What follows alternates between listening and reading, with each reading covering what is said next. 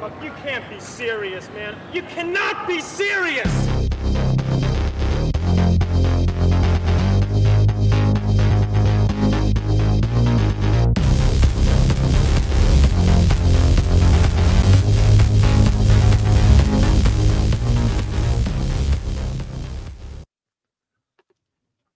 That should be a hype song for somebody. Yeah, it makes me want to just pump up the jams and just, pump some iron and put on a bandana and just go Right. jogging. Right. know? Like that's you could use that song like as a rally song, in baseball. That'd be like really thumping, right? I wish it was longer. If we could get like a 3 to 5 minute version, with some ups and downs and maybe some trumpets. I don't know. Well, That there were would be some even things in cooler. there that I had to cut out. I had another layer of kind of a contra sort of melody, and it was one of these kind of ping pong popcorny synths. It sounded really kind of cool, but I had to Yeah. take it out because I ran out of space. Like, we only have like a 20-second open. But hey, Okay. if I get ambitious, I can do a full length, and we could have like the full length jam on MP3 on iTunes or something like that. That'd be super cool. When you said popcorny synth jams, I was sold. I'm into that. Right. my I lane. like the bleeps and the bloops. I'm a big analog guy. I love analog synths. All right. Yeah. You'll get into this. Friend of mine, Mishi, who does the newsletters. She's in Ojai, and they're having all these earthquakes there, right? Like crazy, all these swarms. And I Where's said, Ojai? Is that Hawaii? Ojai's in California, Southern California. Okay. It's right next to Oxnard, where the Dallas Cowboys have their summer camp. So the Dallas Cowboys are actually in the earthquake zone right now. Interesting. So she's had like, I don't know, crazy, like 6 or 7 earthquakes over the past couple of days. Wow. And there's this Doobie Brothers album called Living on the Fault Line. And so I said, you're living on the fault line. And then she throws a Grandmaster Flash. Don't touch me because I'm close to the edge, right? And that's the synth pattern. I love the synth pattern in that tune. You know what I'm talking about? Not really. Oh, no. Don't push me because I'm That's close right, to yeah. the edge. Yeah, that's I'm right. trying not to lose. Yeah, I know that one. Head. Yeah, that's a classic, man. But being from New England, I've never experienced an earthquake. What is it like? Is it kind of fun? No. Okay. I wouldn't call it fun at all. No, it's disturbing. It's really, I lived in a house so in California, they have these fault lines. Oh, by the way, welcome to the show, everybody. Yeah. This is Sirius Sports. I should probably announce who we are and what we're doing. I'm Robert Phoenix, and this is Al Dawg. And the Al Diggity Dog is live here in effect. Yes, so we're here tonight to talk some sports, some astrology, some interesting occulted culture, and that's what we're going to do. So welcome to the show. I want to welcome everybody in chat. We did a little hello and a shout out, but thanks for being here. Hopefully we'll pick up a few more people along the way. But dude, living in California, so they have fault lines in California. The big one is what is it? The San Andreas, right? San Andreas is the big one. Then there's the Calaveras, then there's the Hayward. And I lived kind of slightly above and off to the right of the UC Berkeley campus. And in the foothills of Oakland and Berkeley. It was really beautiful. But the Hayward Fault ran right under my house. So the way that our house was set up, it was like this split level house. And the guy who owned it basically broke it into 2 units. So we lived on the top. It was a 2-bedroom. It was like living in a tree house because we had all these giant trees, oak trees and stuff, like outside. And then there was this other guy that lived down below. He and his family lived down below, and they had like a patio and stuff. And then in the center was where we would do our laundry, and it was, the kind of the guts of the house with, all the posts and beams and stuff, that hold it up because it's on a hill. This house is on a hill. And one time I was in there and I was doing the laundry, and the Hayward Fault like rocked, and I could see the house just torque, right? And when you feel it shudder through your body, and you actually see what the earth can do kind of the foundation of a place and the superstructure of the place. It's like, okay, that was not fun. Right? That was like a Okay. little freaky. Yeah. Yeah. I don't think I I'd tell be you, into it.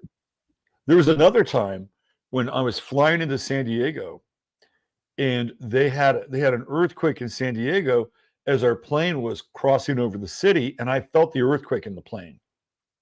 Whoa. Now that is weird. Yeah. Yeah, That's that fucked is a up. weird feeling. So what are you doing there? You growing a beard? Is that what you're doing?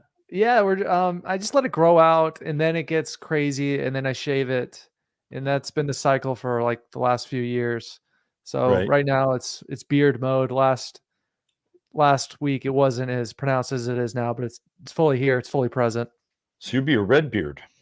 Yeah, it gets red, it gets blonde. There's all sorts of different colors in there. Yeah, that's how my beard was before it faded to gray. It was kind of like that.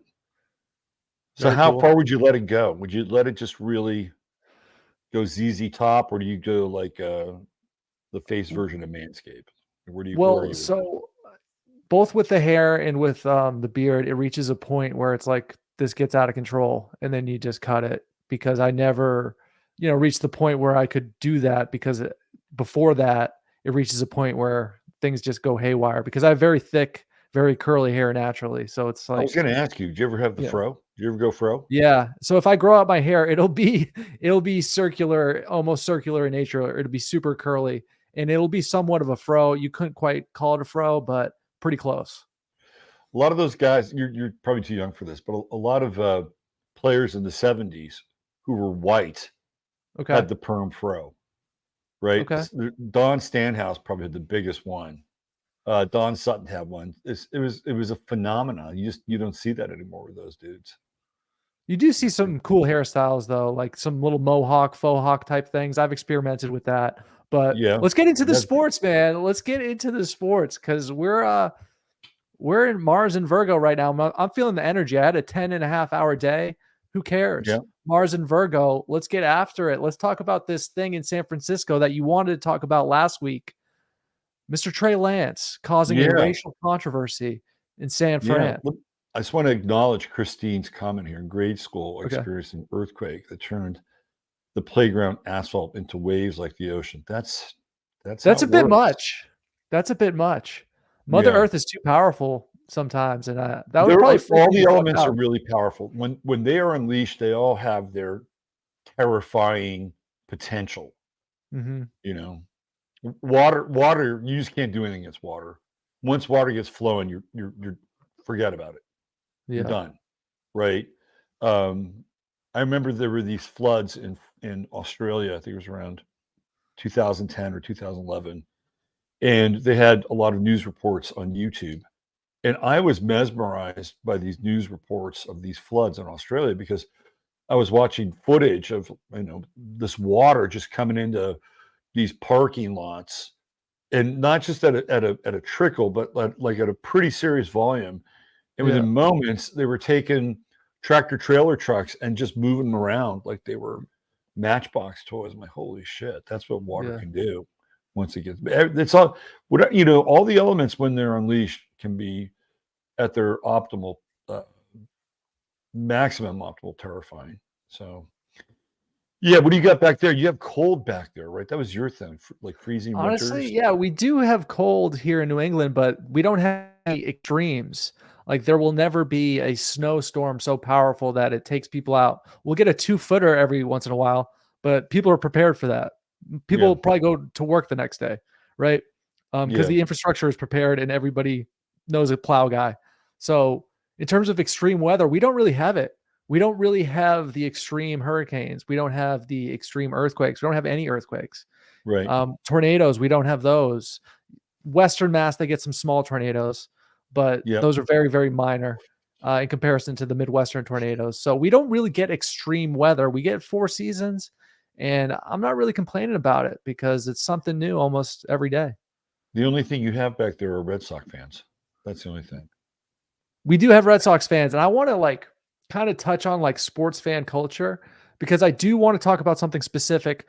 before you talk about after you talk about the Trey Lance thing, because the Patriots thing and growing up here in New England with all the sports championships, I want to talk about how that has impacted the culture, why it is, and why does New England win all the time? Is there a conspiracy involved?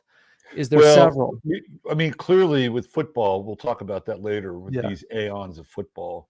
Yes. The Patriots are a big, big part of the narrative, right? They're a huge part Yes. of the narrative. Right. So I used to know this woman who worked for the Oakland A's, and Okay. she was in corporate ticket sales. Super cool person, and during the 2012 season, she gave us a lot of tickets to see an epic season, but we saw a bunch of other games too. I got to know her, and we talked about Red Sox fans one night, and she Let said me hear it, dude. they have a jail Yeah. underneath the Coliseum. She said Okay. whenever the Red Sox come to town, that jail's filled. They are putting people in the little Coliseum jail because they're wasted, right? Yeah. And if they're not too belligerent, they'll let them out after the game. Yeah. But if they get too belligerent, they'll process them and they'll stick them in county for a night or something. You don't want to be in county in Oakland, trust me. Right. That's not Yeah. fun. Yeah. Sound like So some out of town massholes. yeah. Yeah, no, she said every time. She said more Red Sox fans wind up in that jail than any other team. Doesn't really surprise me. Yeah, yeah. So Yeah, so let's give people a bit of a rundown about what we're going to talk about tonight. And I've been talking a lot about the true node in Aries on the Sunday night show. I talked about it on Friday, and I think it's probably something from uh, an athletic performance and competitive perspective we should probably get into tonight. And we could talk about what the true node is, why it's important, some recent cultural examples of the true node and how they impacted us, so we can see where things are going when the nodes move. So we're going to talk about the true node in Aries tonight. It's going to be a really good primer, I think, for people to understand one of the reasons why we did this show, whether consciously or unconsciously, because it kind of is driving this show in some way. So we're going to talk about that. We're going to talk about Trey Lance, who is a quarterback who plays for the San Francisco 49ers. And it's really strange. I've noticed this. This is probably a bigger picture, and maybe this comes back to some of the earthquake stuff, right? Like fissures, like fissures and cracks. And last year, Draymond Green, who plays for the Golden State Warriors, punched Jordan Poole. And I did a whole show on that. Well, about half a show on that. And what happened? That punch completely polarized the fan base. There were people who didn't like Jordan Poole because he's young, good looking, talented, kind of arrogant. They didn't like him. A little hate going on. And of course, Draymond Green is, he's the junkyard dog and doesn't mind, stirring shit up. And even though he has shot himself and the team in the foot a number of times, it got very polarized, super, super polarized between kind of these factions. James Wiseman, who was also on the team, kind of played into it a little bit. Like he's not getting enough reps. He's not, they send him down to Santa Cruz. Why don't they just bring him up? I mean, you can't get 10 minutes of rim running out of the guy. Like there's a very similar dialogue with Wiseman. It became very polarizing. And now you have this thing going on with Trey Lance, which is also polarizing. And I'm thinking the Bay Area politically is really polarized, right? Because you have a bunch of people in the Bay Area who trend from liberal to woke, right? On one side of the spectrum. And then you have kind of the corporate conservatives of Silicon Valley, because they're there, right? Those people exist. Stanford, by and large, is still a very conservative school. Cal is way, way more politically radicalized. Like they would never have a Hoover Institute at Cal. So you have some conservative elements in the Bay Area, but they're not in San Francisco. They're not in some parts of the East Bay. But a lot of these content creators don't even live in California. The ones who are really stoking the fire of this thing. So you have a kind of a polarized environment in general. And then you have these, for whatever reason, these fans attaching themselves to these players in a very tribalistic fashion, which is also, even though last year we had the true node in Taurus and not Aries, Taurus can be very tribal, right? It's very tribal. It's very local. It's very like, this is mine, this is yours. We're kind of sorting out our experience with the land and the resources associated with it, right? And being ruled by Venus theoretically should be fair. So Taurus can be very tribal, but Aries is super tribal, and in the tribe, the warrior plays a very specific role, which is Aries. So Trey Lance, just to give people a bit of a background, let me see if I can get a visual of him so people can see who he is. And the thing about Trey Lance is that he seems like a nice kid, right? Like all of this controversy is swirling around him, and he doesn't really have anything to do with it. Yeah. So You a know basic what I mean? synopsis. It's not like he's not angry, right? He's not like Allen Iverson in practice, who needs practice, right? He's not a polarizing figure, which is really odd because the polarization around him is something I've never seen before. So let's give people a bit of a visual of Trey Lance. Let's see, we got it right there. But the brief synopsis would be Purdy is currently the starting quarterback for the San Francisco 49ers, and this is the backup. And the narrative is basically that people are mad at the coach, accusing him of racism because he's not starting this Trey Lance character. Well, it's not just the coach. It could be the Okay. organization. It could be any writer who makes a case for Brock Purdy while making a case that Trey Lance isn't at the same level, right? You could be a writer. You could be a podcaster. You could be somebody in the 49ers front office, right? Everybody's fair game here. Everybody's fair game when it comes to figuring out who to blame for Trey Lance being, I think this is his fourth year now, right? His fourth year, and they traded 3 first-round picks and a second, and I think maybe a third. And one of the picks came back to them like a pick swap. They gave up a lot to get this guy. Yeah. They moved up to the third position in the draft, and he played one good season at South Dakota North State. Dakota State. I think it's North Dakota State, right? Went to. Yeah, North Dakota State. I think that's what it was. He played one good season. I think they had a winning record. They might have won like the Division II title or something. And while he was good, his stats were not like gaudy, right? Like when you look at Josh Allen, when he played at the junior college first, and then he played at Idaho. Yeah.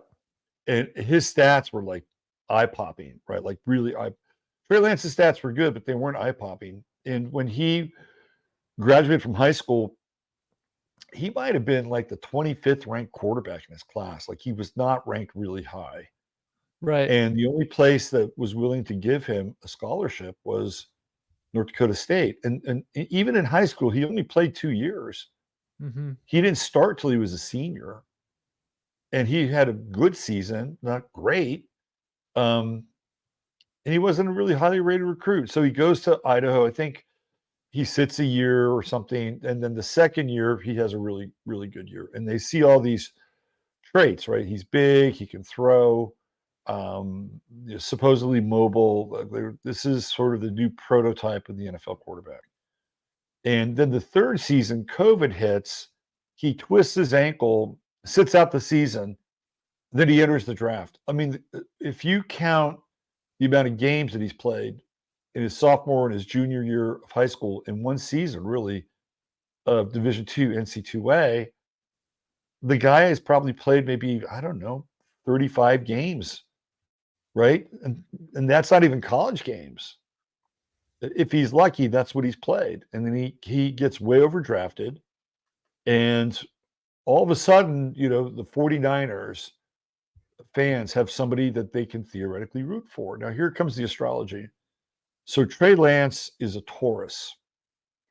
He's kind of built like a Taurus. He's thick, right? He's got, he doesn't have like, skinny grasshopper legs, right? Like he's got thick legs, got big upper torso. He looks like a tight end. If he wasn't a quarterback, you would say, go out, gain 10 more pounds and go play tight end, because that's how you're built. So it's like, okay, well, this guy has all these attributes and these traits. So let's get him. But he was way overdrafted, way overdrafted. And now what's happened is this group who sees him as an extension of who they are. And if you go deep enough down sort of the rabbit hole here, right? So what is, and again, I'm not saying this to necessarily, pigeonhole any millennial. That's not what I'm doing. But I do observe culture, and I do observe how generations operate.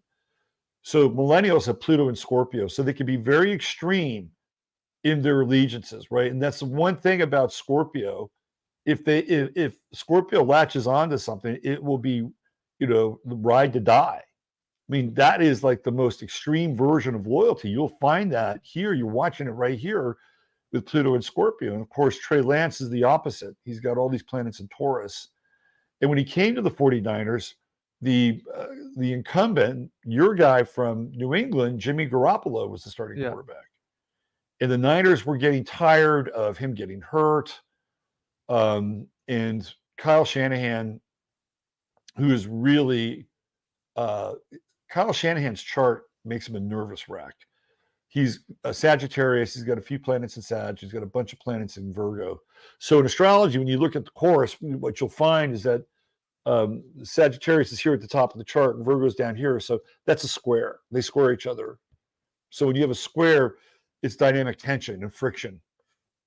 So he has probably the best and worst traits of Virgo and Scorpio. Virgo, of course, meticulous, attention to detail, control freaky at times, right? And Sagittarius can see the big picture, but sometimes Sagittarius can be very dogmatic. Sometimes Sagittarius can be like the priest, who is scolding you for, not living your life in the right way. And then maybe in a more Christian sense, it could also be, that's what I'm looking for, just super orthodox, right? Like, stay within the lines. Don't call. At a certain level, Sagittarius can do that.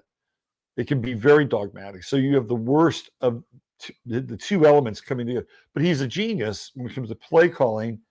I would not ever call Kyle Shanahan Mr. Personality. Like, he's not going to be the guy that is going to take somebody under their arm and under the wing. Not like Jim Harbaugh, who basically, took Alex Smith. Alex Smith had one foot in the grave when he was 49ers quarterback, and Harbaugh came along and picked him up and dusted him off, and just intensely, which is what Harbaugh can do. Harbaugh is a Capricorn, by the way, Virgo rising. And Harbaugh has the ability, he's got Pluto and Uranus in his first house. He's got this ability to be a transformer. We talked about him last week with his brother John. But with Pluto and Uranus in the first house, the Pluto part's the transformational part. He comes in, he changes things. The Uranus part is that he will burn people out, and weird shit happens around Harbaugh. Like this season, he's been suspended for 4 games, right? That's typical Jim Harbaugh. And I'm surprised he's lasted this long at U of M, because usually he's 3 to 4 seasons into a team, and then that Uranus and Pluto in his first house, it just, transforms and grinds. It's in Virgo, so it grinds. So anyway, Alex Smith was a Taurus. Colin Kaepernick, who eventually replaces him, is a Scorpio. Jimmy Garoppolo, who's there before Trey Lance, is a Scorpio, and Trey Lance is a Taurus. So it's weird, right? There's these strange quarterback Taurus Scorpio combinations going on in San Francisco. So all of a sudden now, and here's the other thing, and I love your opinion on this, and coming at it from Pluto and Scorpio. that I've noticed with millennials, by and large, you can throw maybe a little Gen Z in there. But what I've noticed with millennials is that if you don't win the chip or the cup, you ain't shit, right? There's no discussion. There's no discussion. Like, it doesn't matter if Kyle Shanahan has gotten them to the NFC Championship game 3 out of the last 4 years. No, that doesn't matter. What matters is that they can go to a parade and feel like, this is their army, which has come home, and captured the Holy Grail, which is the Lombardi Trophy. They want that, right? They will not settle for anything else. And there's something kind of interesting about that in some ways. It's like, wow, that's like deep, intense loyalty, and you won't settle for anything. But then on the other side, there's a real impatience with it. And if you don't get it, burn it down. Burn it down. Get rid of the fucker. Get rid of this guy. Get rid of this guy. Get rid of this guy, right? Let's bring in somebody who's going to bring us a trophy, right? Like, there is that kind of extreme energy that surrounds this team. And what a lot of these people don't know is that in the 90s, the late 90s, actually would be, I guess the 49ers really fell off the map in 2003. So 2003 to like 2012, like 9 years, they were in the freaking wasteland of the NFL with bad coaches and bad picks. It was really just this is not a team you really wanted to root for, right? The Jeff Garcia years? No, the Jeff Garcia years were interesting. He could play. Jeff could play. Jeff, by the way, is a Pisces. Okay. And what's interesting about, again, as a Pisces, he's not going to get sort of the credit that he deserves. Jeff Garcia was a tremendous quarterback. Yeah. He couldn't throw the ball more than 40 to 45 yards. Nah, that was his limit. A friend of mine. He could physically throw it farther than that, but like maybe no. A friend of mine. No, he could. If he's an NFL quarterback, he can throw it further than 40. Dude, I can throw it 50. He can throw it 60. Let me just tell you, a friend of mine went to college with the offensive coordinator of the 49ers. Okay. Who's now passed away. Yeah. He said maybe max Garcia could throw it 50, but he was straining to throw it 45. If you look at how a lot of those plays were scripted, they were scripted for Terrell Owens to get yak, right? And he was huge with Owens, but Garcia doesn't get the credit that he deserves because he was tremendous. And that's what happens with the Pisces. They just don't get the credit for it. But they sucked. They were really bad. In fact, bringing it back to astrology, we come back into the beautiful square, right? Terrell Owens is a Sagittarius and Jeff Garcia is a Pisces. And Terrell Owens, didn't have good things to say about Jeff Garcia. He basically called him a faggot, right? Was he? I mean, he had that lisp. I always got that vibe from him. I'm just wondering. He married a Playboy playmate, and they have kids together. So I don't know. I mean, well, if you have kids, maybe he's a cuck and likes to watch, but I don't know. But he's got Here's the thing: if somebody has kids, together, he and this woman are still together, and they have kids. So yeah, it's tough to make that call, Terrell, if he has biological Terrell, children. on the other hand, okay, let's be careful of calling the kettle black there, my man. Oh wow, right? T.O. Do you know his story? Do you know Owens' story at all? I do, because I recently watched him talk about it, and he kind of made an absurd claim. He made this claim that he was never selfish, and that the only reason he got mad at his quarterbacks is because they weren't throwing the ball to the other guys. And the quarterbacks didn't know the playbook like T.O. knew the playbook. And that's why he got mad. And it's a huge misconception that he was selfish. That's what I heard him say recently on a Deion Sanders vlog, because he visited the University of Colorado. So is T.O. married? Does he have kids? Well, he's not married. He may have some kids, but I always thought that his, not that it's any of my business, but I always thought that T.O. was a little different, okay? A little different. And his story, remember, he's a Sagittarius, so his story is that he grew up, I think, someplace in Tennessee, if I'm not mistaken. Really good athlete, of course, single mom, and the only relative he knew was his uncle who lived across the street, right? I think maybe his grandmother or whatever. Oh. So he had this relationship with his uncle across the street. Yeah. And I think he might have been like in late high school or college, and he finds out that the uncle across the street is really his father. And so Wow. he had a relationship, right, with this dude who was his father, Yeah. and he didn't know. Is like, whatever happened to my dad? My dad, your dad's right Jeez. across the street, right? Like, that's a mind fuck. So Yeah. he's just, he's got very into fashion, right? He's like kind of cut from the Cam Newton cloth a little bit. He's a Cam fashion Newton. guy. Yeah, I mean, Cam Newton's just straight up mentally ill. I Right. mean, Well, his Terrell year in had New some England was moments. awful. Terrell wanted to kill himself. Like Wow. there was, I think he OD'd on some pain pills. His assistant had to call like 911. No, he had some serious issues. But I remember when he was just going off, and of course I was following his astrology at the time, and he's a Sagittarius, and that's when Pluto was in Sagittarius, and Pluto was conjuncting his sun in Sagittarius, and you could just see it, man. You could just see the kind of the seething power, and the athleticism and the rage and the running. I mean, literally, when he ran down to that star in the Oh, center of man. Jerry World, right? Yeah.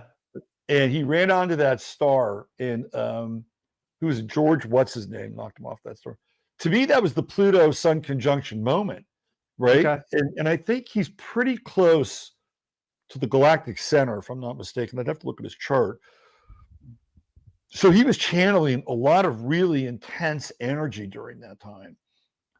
But the thing with Pluto is that it'll also completely burn you out, right? It's very Phoenix-like in its potential. I'll give you another example. Colin Kaepernick, who has Sun in Scorpio, has an exact conjunction with Pluto in Scorpio.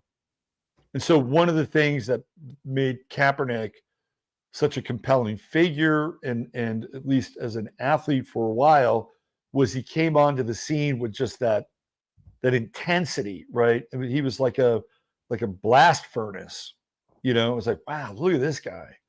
He's like 6'5", he runs a 4.3 40, and he could throw the ball, 70 yards, 70, easy, right? That was his profile. And he came on when Alex Smith, like I said this last week, went through his Saturn return, and there was something very specific about that weekend against the Rams. Kaepernick comes in, he's the starter until he's not. But the Pluto-Sun conjunction, in as much as it created this intense persona very quickly, it also consumed him. And so Capricorn's ride was just, was parabolic. And then his descent, one could say, is equally parabolic because he's, not in football anymore. And all the attributes that I think made him successful, because there was a time when he was like a Christian and, he was very polite to his parents and everything. I remember watching some videotape of him with his lodge members, or his fraternity members Yep. in college, and they're kind of like in an apartment. They were stepping together. And I'm like, this dude is,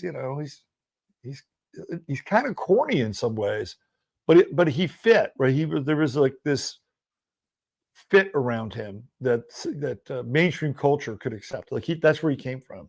Mm-hmm. But then he flipped and he just became incredibly toxic. Yeah. Which is a very Plutonian thing. Like he destroyed everything. And this is what Pluto does. It destroys things. And we have Pluto, this generation of millennials with Pluto and Scorpio, that if things don't happen fast enough, or their guy, Trey Lance, doesn't get the ball and get the reps, it will burn the place down. We'll burn it down, right? This is the nature of Scorpio, and it's an entire generation that has it. Now, if you look at somebody like Oliver Anthony, the guy who has this have you heard that song? Have you heard that I have, song? man. Soul music. He sang from the soul, that man. Exactly. Now, he's a millennial. Right? That is a millennial that has gone through the fire of Pluto and has come out the other side. And that's what you're hearing, right? You're hearing that. You're hearing somebody that's really come through the fire. And what does it do? It just grabs everybody. You know, there are people from all over the world that are listening to that song. It's like a global anthem. So that is the promise of Scorpio, or Pluto in Scorpio. I mean, that is the promise of the millennials. But in order to get there, you got to go deep. Yeah. Right? That dude was wrestling with mental health and alcohol issues and looking around and, you know, seeing, you know, human trafficking. Like, he just kept going and going. So I and got to going ask you, until, you, right? a guy like Oliver Anthony, he's been on the other side, right? Okay. He's gone through the fire, but for the other millennials who don't go through any sort of fire, are they going to be pussified for life? But so the challenge is that they're always the ones who don't go through the fire. Yep. Are the ones who are always looking for somebody to pin the blame on why it's not working. That's number one. And number two, by doing that, they will deny themselves the potential for, you know, rebirth through the fire of life. Okay. Because if they're always looking, see, eventually everybody, not just millennials, but everybody has to realize, well, this is it. It's you know, at a primary level, this is just me. There's nobody else that I can blame or have an excuse. I mean, clearly, society has some very, very challenging issues, many of which are not our fault, right? They're just not. But at the end of the day, right, it just comes down to what the individual can face and then deal with at a certain level, right? For the millennials, Pluto is so powerful that to get through it, right, you literally have to experience, you know, a metaphoric death. And I think that's where their potential lies. You know, so what would I tell a millennial who's kind of engaged in this propping up of Trey Lance, because he represents them in some ways, right? He represents the guy that's probably up to his nose in student debt, right? Has somebody like, for Jimmy Garoppolo was, even though he's not a boomer, Jimmy Garoppolo is a millennial. Yeah. But he's Jimmy kind of like, Garoppolo would be he's like considered a fucking model though. Like he's like a true Scorpio, that guy. Would you agree Jimmy with that? Garoppolo, he hit the jackpot in the gene pool of life. Yep. Agreed. I don't know if he's smart or not, but he's smart enough to play football. Mhm. And I think he has really fairly mature social IQ. Once he figured out that it wasn't in his best interest to date porn stars publicly, I think he figured some things out. But that's interesting too, because Trey Lance, last year they got video of him at, like, I don't even think it's a strip club. It's like somebody's house, and they put up a pole, and, you know, and he's like fucking making it rain, right? Like, that's his Jimmy Garoppolo moment. And anyway, Trey Lance could also be considered like a symbol for somebody who's not getting a break. Maybe some Gen Xer, or maybe just a fucking complaining baby. Does he strike you? Is he like that to you? Is he a complaining baby, this guy? Trey, because that's kind of what he looks like. His face looks like baby-like in a sense. No, Trey, right? Trey Lance is a good dude. Okay. There is nothing about Trey Lance. Yeah. Like, he has not come out and said anything to stir the pot. And he easily could. He okay, this is what I'm seeing. They want him to be the next Kaepernick. And he's like, fuck no, I'm not really interested in doing that. I want to play football. I want to make it rain. I'm just a regular kind of dude. I'm caught in the middle of this media cycle. He is a regular kind of dude. Okay, cool. Right. And he is in a lot of ways hermetically sealed from all this noise that's going on around him. Huh. But, again, they can see themselves in him. I'm not getting the chance. Somebody else has a job that I should have. Okay. This fucking Gen X or this fucking boomer, is blocking me, right? I'm brilliant. How come they can't see that I'm brilliant? Right. And I feel like a lot of this is all about transference. They're transferring their frustration. And at that point, he becomes a fetish, right? Which is not really very healthy. So Jimmy Garoppolo is gone. Of course, you have Brock Purdy, who comes in after Trey Lance gets hurt. Of course, it's Kyle Shanahan's fault. It's always Kyle Shanahan's fault, right?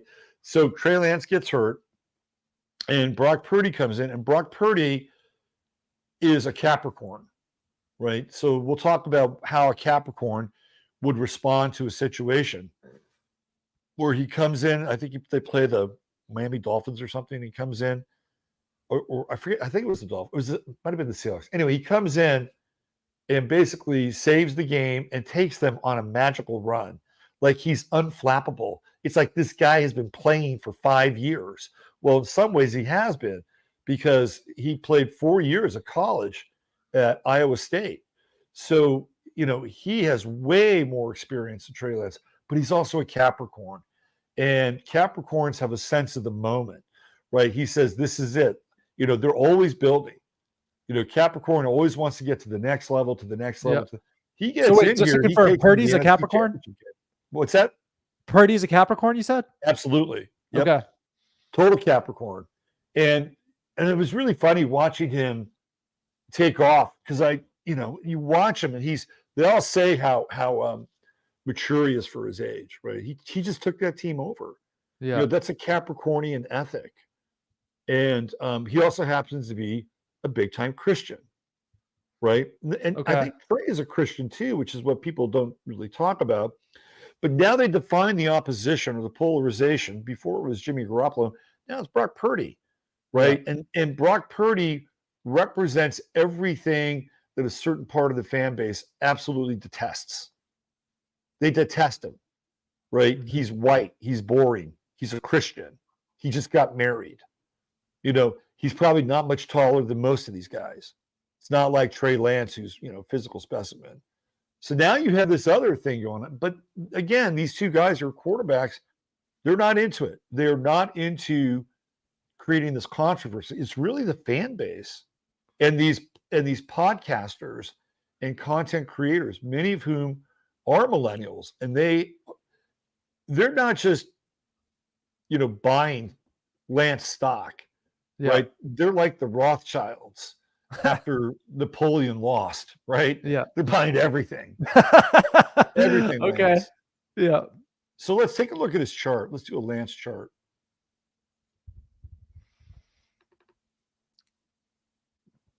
But I would say real quick, just hopefully the silver lining and what we like about sports is that whoever wins should play.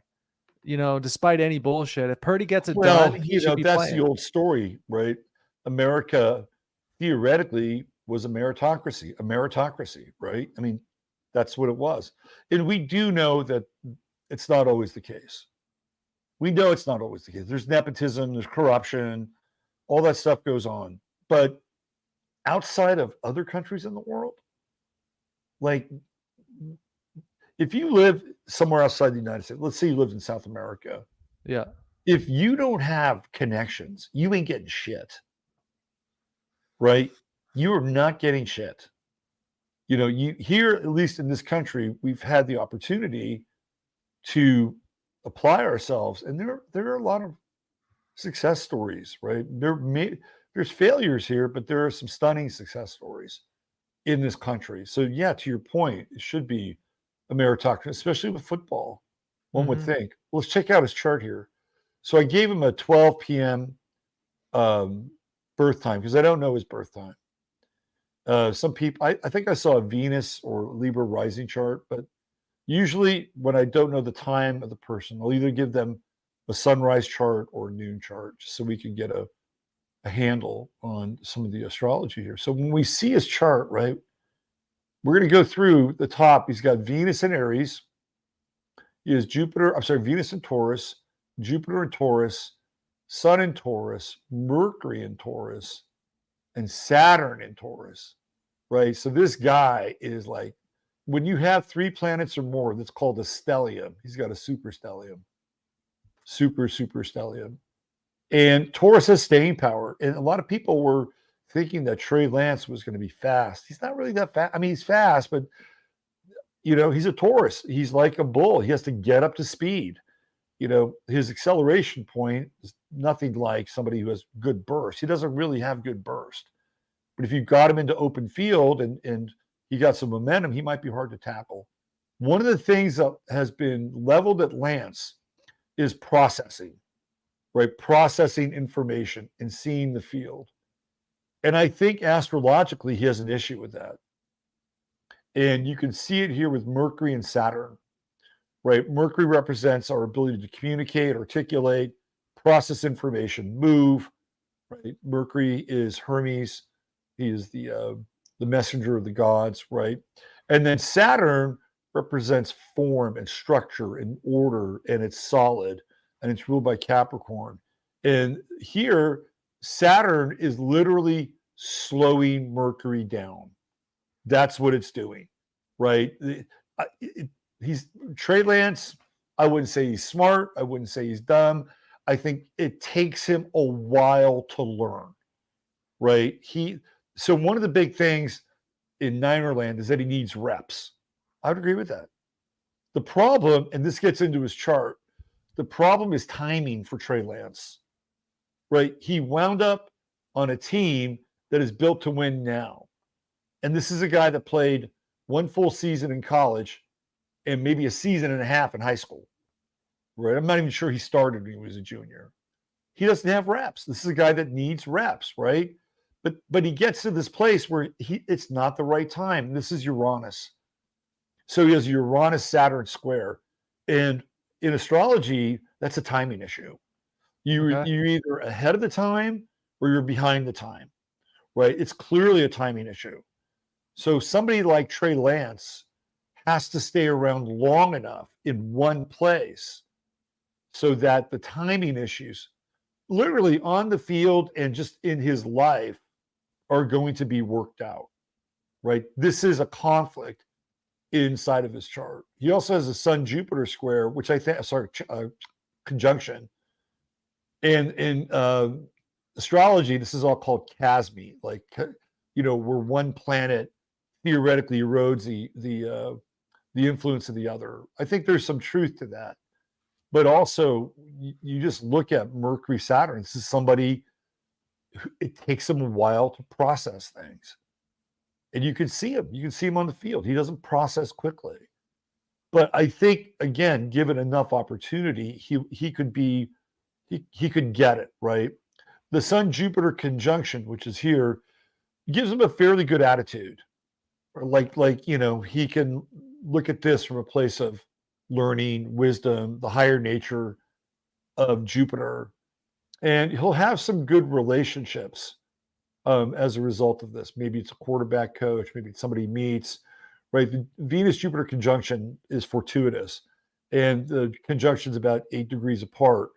So Trey Lance will never be poor. I can tell you that right now, not with this conjunction.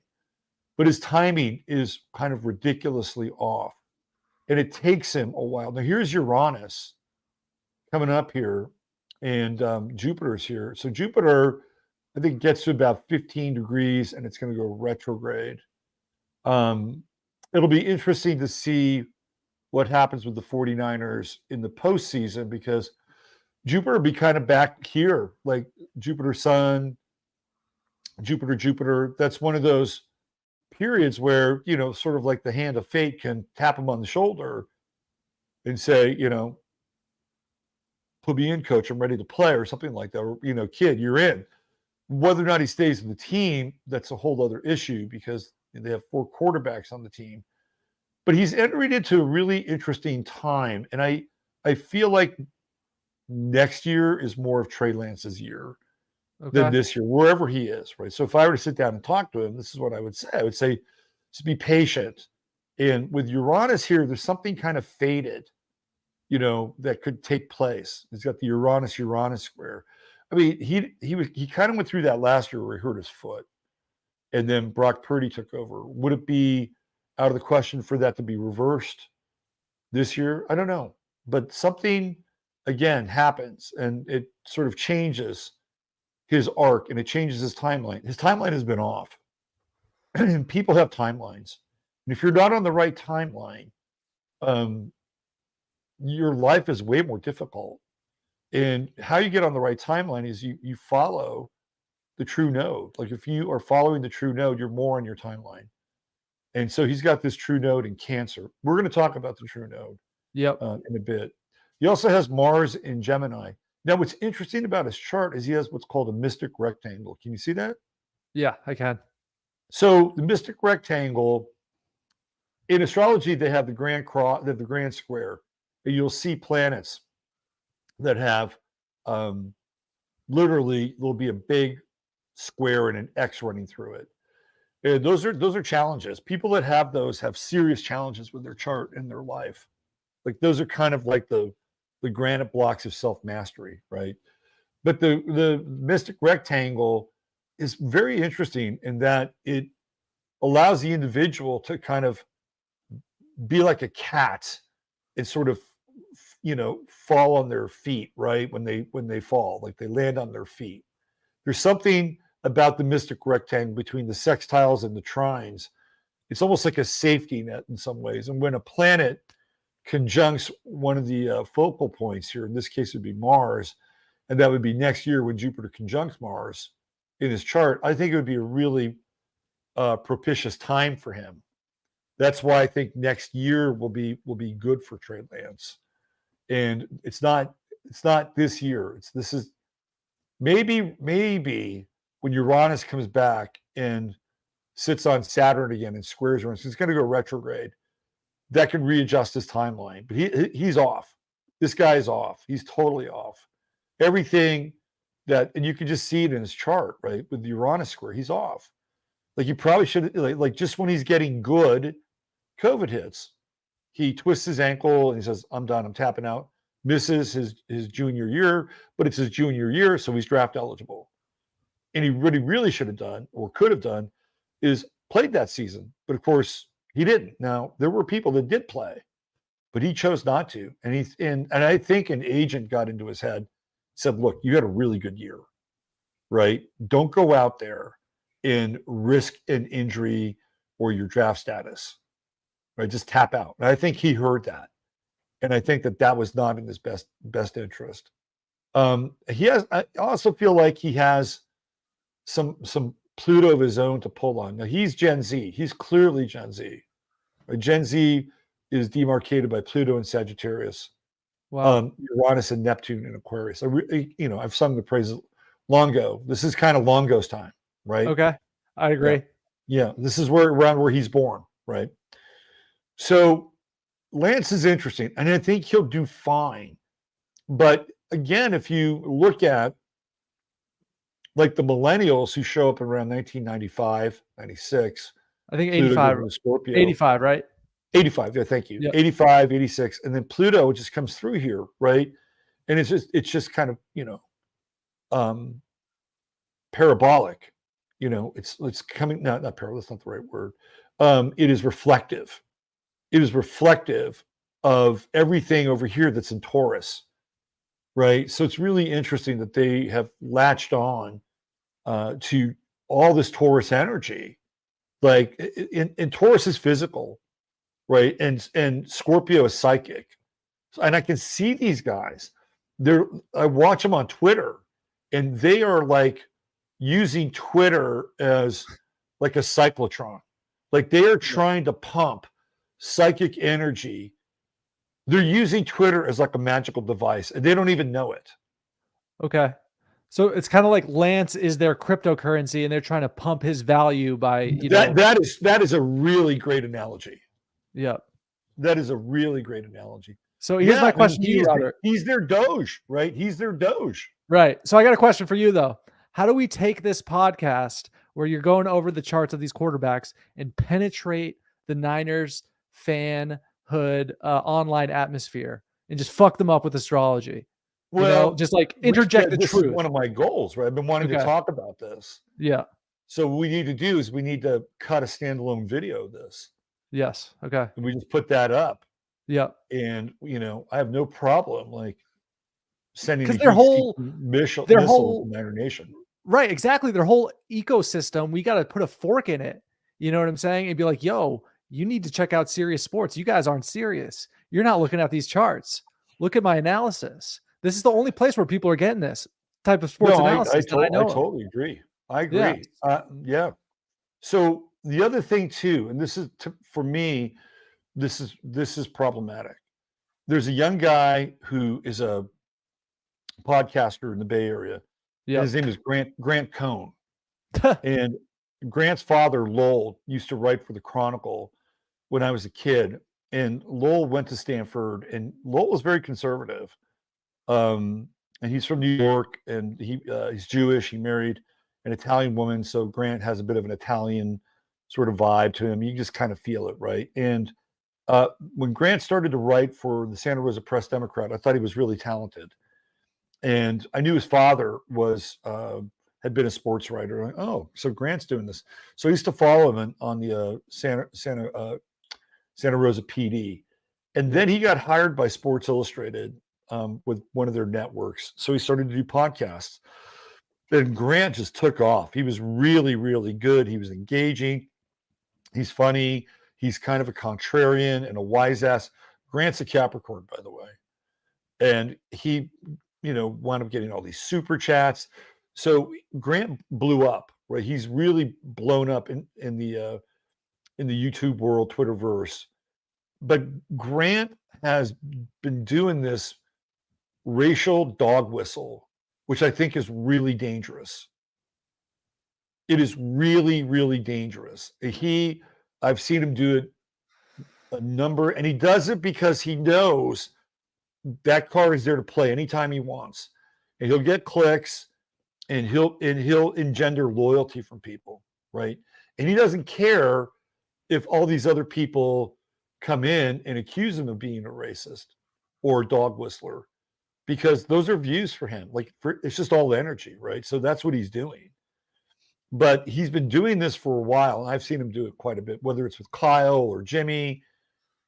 And he's kind of, baptized these other podcasters to do the same thing. Mm-hmm. So now what we have is this incredibly toxic, kind of, racial, racist sub narrative. So they're race bait clickbaiters. They're yes. Okay. They're master race baiters. Okay. Okay.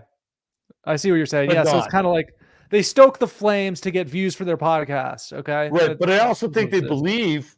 Yeah. I think they believe their own rhetoric. Mm-hmm.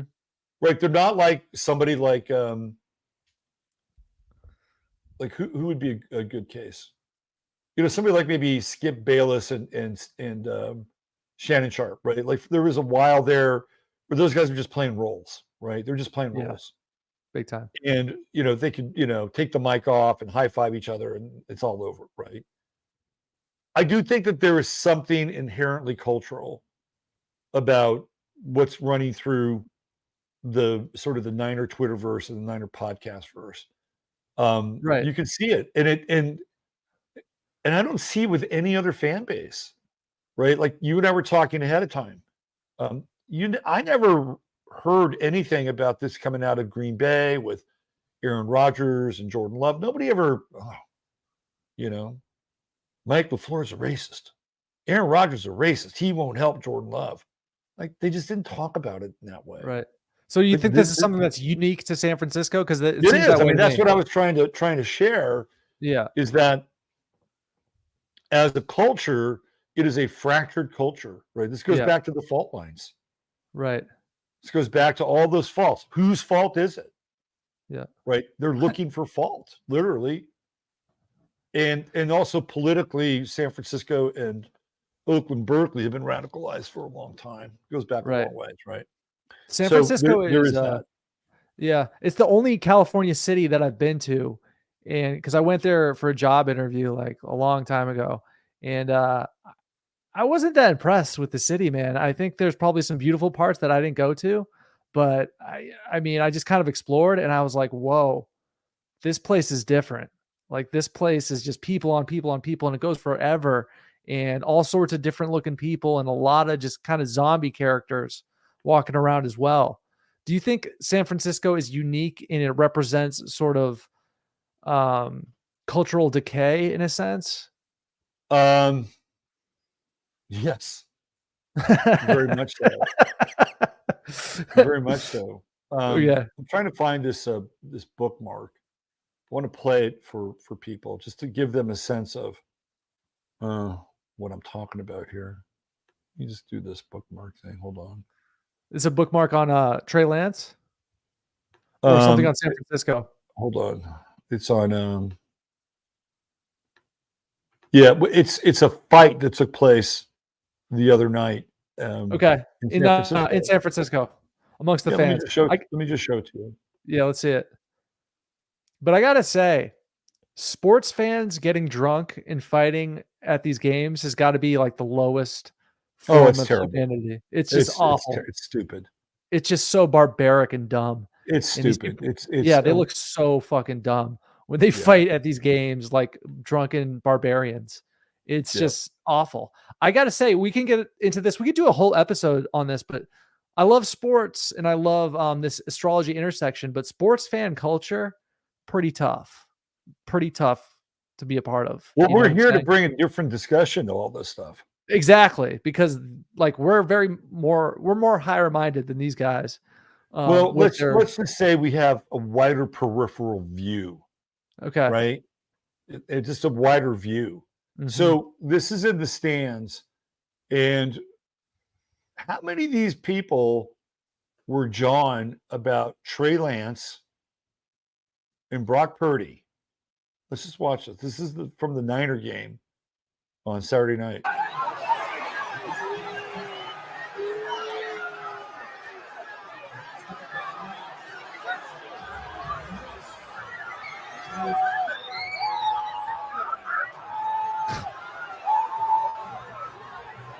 Oh my God.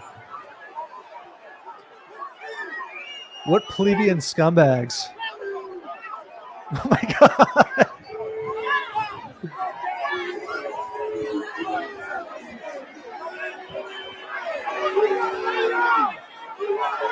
Okay.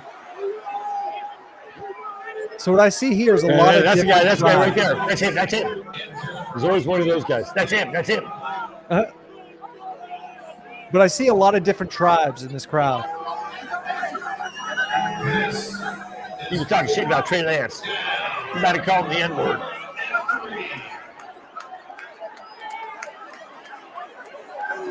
Is he getting cuffs? And this is at a preseason game, am I right? That stupid preseason game. Oh my God. He's going in the That drug guy tent. is aspirin. Look at him. He's Like a bloody mess. He's going to wake up the next day. He's going to, it's like, really? Really? He's getting escorted out. He got the ass whooping and he's getting escorted out. Yikes. Yeah, And then he has to deal with the good shame idea. of going viral and being made fun of on Sirius Sports. I mean, wow. Look, I'm going to go on record here and I'm going to say that everything is connected. Everything is connected. Yeah. And I think ultimately somewhere in that melee are fragments of the polarization. Yes. Right? There are fragments of it in there. Everything's connected. Yeah. What's the saying? A butterfly flaps its wings in China, and there's a type monsoon in Africa. Isn't that the same? That's like the same for chaos theory. So that event, which might have been brought on by alcohol, frustration, whatever, there's some fractals in there about what we're talking about. Big time. Because I saw within that crowd sort of a microcosm of the population of San Francisco. It's all these different tribes sort of united under the San Francisco 49ers tribal colors, but at the same time, they're not really on the same team. You know what I'm saying? The demographic for the 49ers changed dramatically. I don't know when it changed. And this is not a value judgment or anything along those lines. Yeah. But I remember I went to go see the 49ers. It might have been 2000 and maybe 11. I went a couple times. And I walked around the parking lot to get to the entrance. And I noticed that the majority of fans in the parking lot were Mexican. And I'd never remembered the 49er fan base, being La Raza, right? Like that was the Raiders fan base. Not to say that you can't be a fan of any team, right? Please, you can be a fan of any, but it's like, wow, man, the demographics here have really changed. Yeah. And these guys were out full force, and they were tailgating and grilling, and it's just like it's like a thing. It was like a thing, right? And I think what happened is that people started to get season tickets, and then they would share them, right? Like, we'll go this game and we'll go this game, right? Yeah. And in a lot of ways, it wouldn't necessarily eschew like a vacation, but those tickets aren't cheap, right? And you're investing in an experience. And I remember just going through there and saying, "My God, man, the demographic has really changed here." Not a judgment; it's just a notice, right? Right. And I don't know if it's a San Francisco demographic, probably not. But San Francisco as a city has been hollowed out. Like, I used to go there when I was really young, and I lived there for a while. I went to San Francisco my entire life. And during the 70s and the 80s, it was fun, man. There was not a big homeless problem. It was a really great time.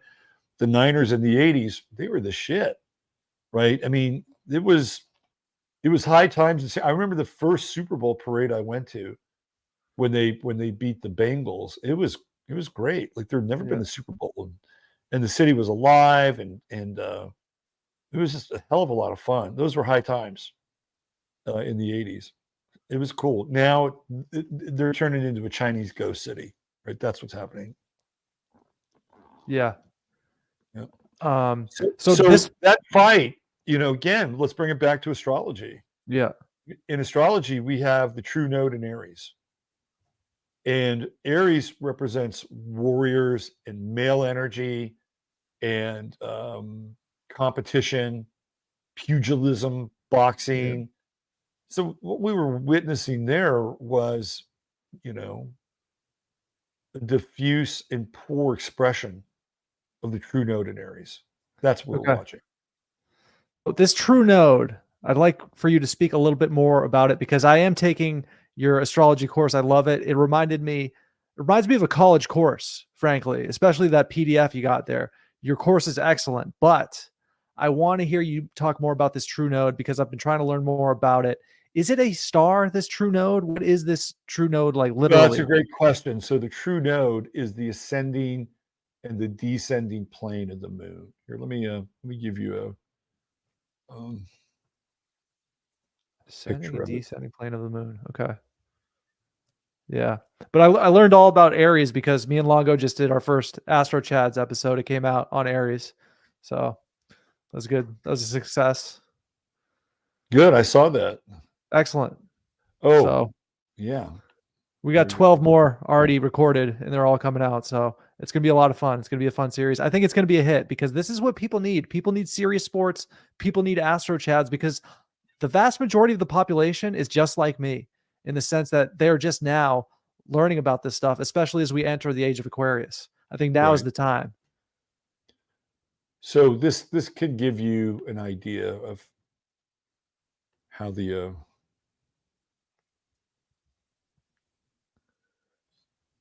true node sort of looks and looks, because I I wasn't expecting that.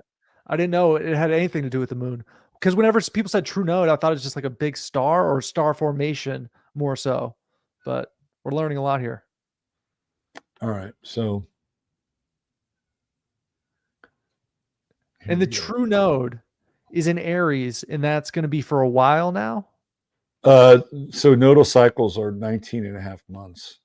Okay. Let's see. So this is what it looks like. This is a pretty good representation. So we can make it bigger. Okay, so this is the ecliptic. Yeah.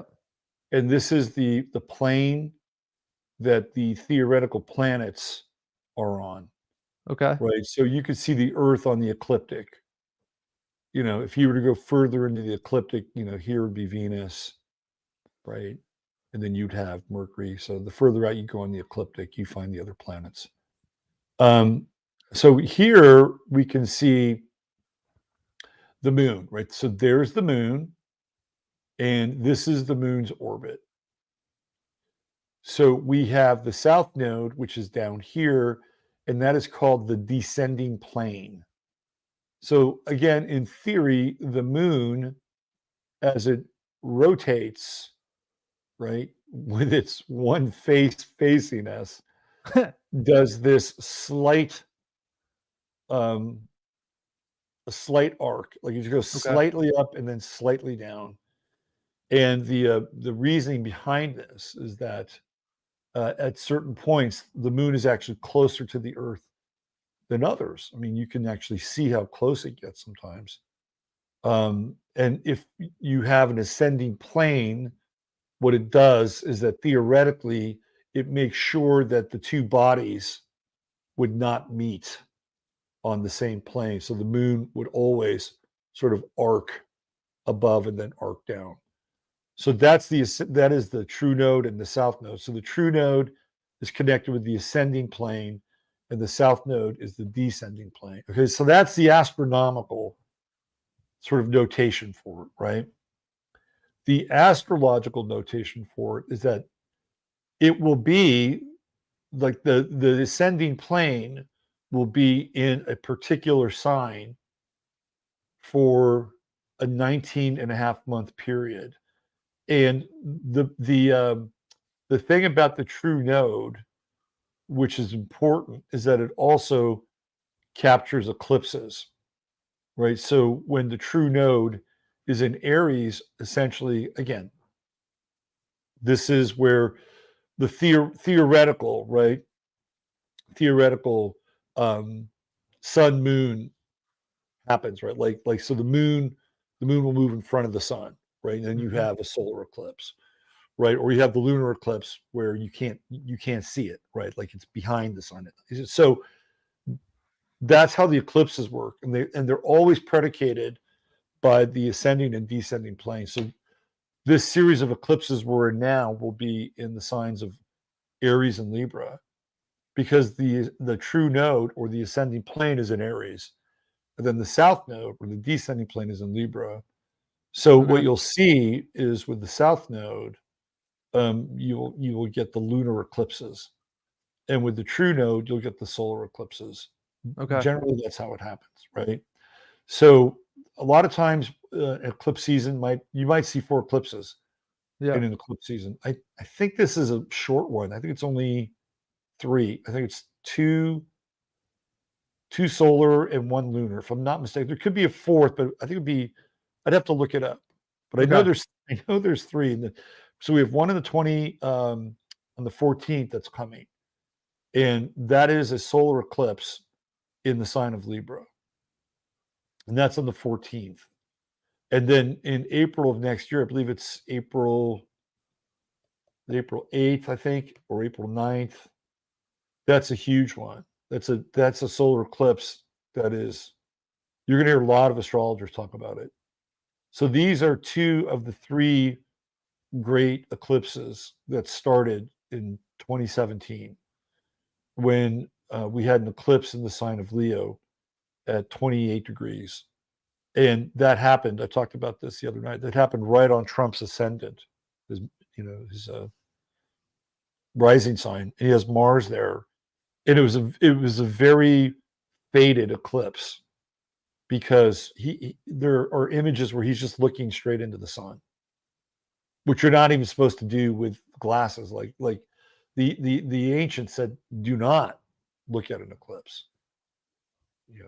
I've been guilty a few times, but Trump, he basically tempts fate, right? Like he just stares, to the black hole sun, and there's Melania and Barron, and they've got glasses on. They're kind of looking the other way. It's this really strangely iconic picture, but it doesn't do Trump any favors because his Mars is there, so his power was eclipsed for the entirety of his time in office, right?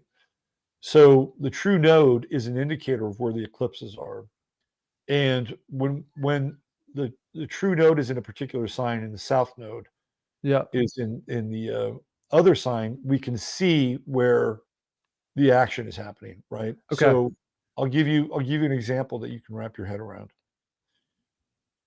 So just to and confirm though, yeah, when you say true node and north node, those are the same things, right? yeah, yes, and there's a little bit of a difference between the two, Okay. right? They're not always um, calculated by the same degree. So there's something called the mean node, which will take the difference between the true node and the north node. Mm-hmm. So it's a bit of a controversy with astrologers. Some people will use the north node. I use the true node anyway, And because it's like our true north. yeah, Like that's the whole thing with the nodes, right? If you could connect, that's why I said Trey Lance has to get into the true node in Cancer, because that will help him with his timeline, especially because his moon is in Leo in a wide conjunction with it. So one of the things Trey has to do is he has to take in some ways a supportive and to some degree I would say passive approach, right? Cancer is a supportive sign, it's a nurturing sign, it's a passive sign, and especially conjunct the moon in Leo. So Trey Lance will get further by sort being of going with patient. the flow and Okay. following his instincts and remaining loyal. Like Okay. if he can do that, like I think he left school too early. But again, his chart is fucked up just in terms of timing. But if he can move more towards his true node and his moon, and that's the other thing too. Like when the moon is prominent in the chart like that, it also attracts the attention of people. And a lot of people, like the moon is connected to hysteria, right? Like we Mm-hmm. get the word lunacy from Luna, and he has a pretty interesting thing going on there because that moon is also in that mystic rectangle. So he could also evoke very emotional responses in people, right? Which is what we're seeing. And really, what he just needs to do is like let it go, and figure out how to stay in the game, which Cancer can be good at, and keep his flame and his spirit alive. That's all he needs to do. Things will ultimately set themselves straight. He should theoretically also be a bit of a, I wouldn't say a helper, but where can I fit? What can I do? How can I make this situation better? How can we grow the culture? Like that's what he should be doing. And I think he's doing that. I think that's my sense because he's not being a dick. If he wanted to, he could play the race card and he could burn the village down, but he's not doing that. Mm-hmm. So, in terms of the true node, I'll give you an example that you can relate to. Mm-hmm. It's just as we go into COVID in 2020, the true node is in the final degrees of Cancer. Like, I think it's like 1 degree Cancer, right? And what is everybody doing? They're all at home. Like, this is early on, right? Mm-hmm. 2 weeks to stop the spread. And a lot of people were into it, right? Oh man, I get to spend time with my kids, They right? were into it. Yeah. They They were loved it. into it. Do you remember the NFL draft that year? No. All the GMs were at home. Oh my God. That's so lame. That was the lamest. Dude, honestly, I loved 2020 was the best year of my life for the most part. I Yeah, loved it and also hated it at the same time. It was such a huge reveal it to was a reveal, everybody around totally. us, man. Yep, Especially here in Massachusetts, people were into it. They didn't just like it, they kind of loved it. Like they were enthusiastically wearing multiple masks. I saw double and triple masks out in the wild all the time. I saw these psychotic cashiers who finally had some power in their lives and for mask policy. It was the big reveal. You know what I mean? It was the time 2020 was when everybody's vision became clear or not.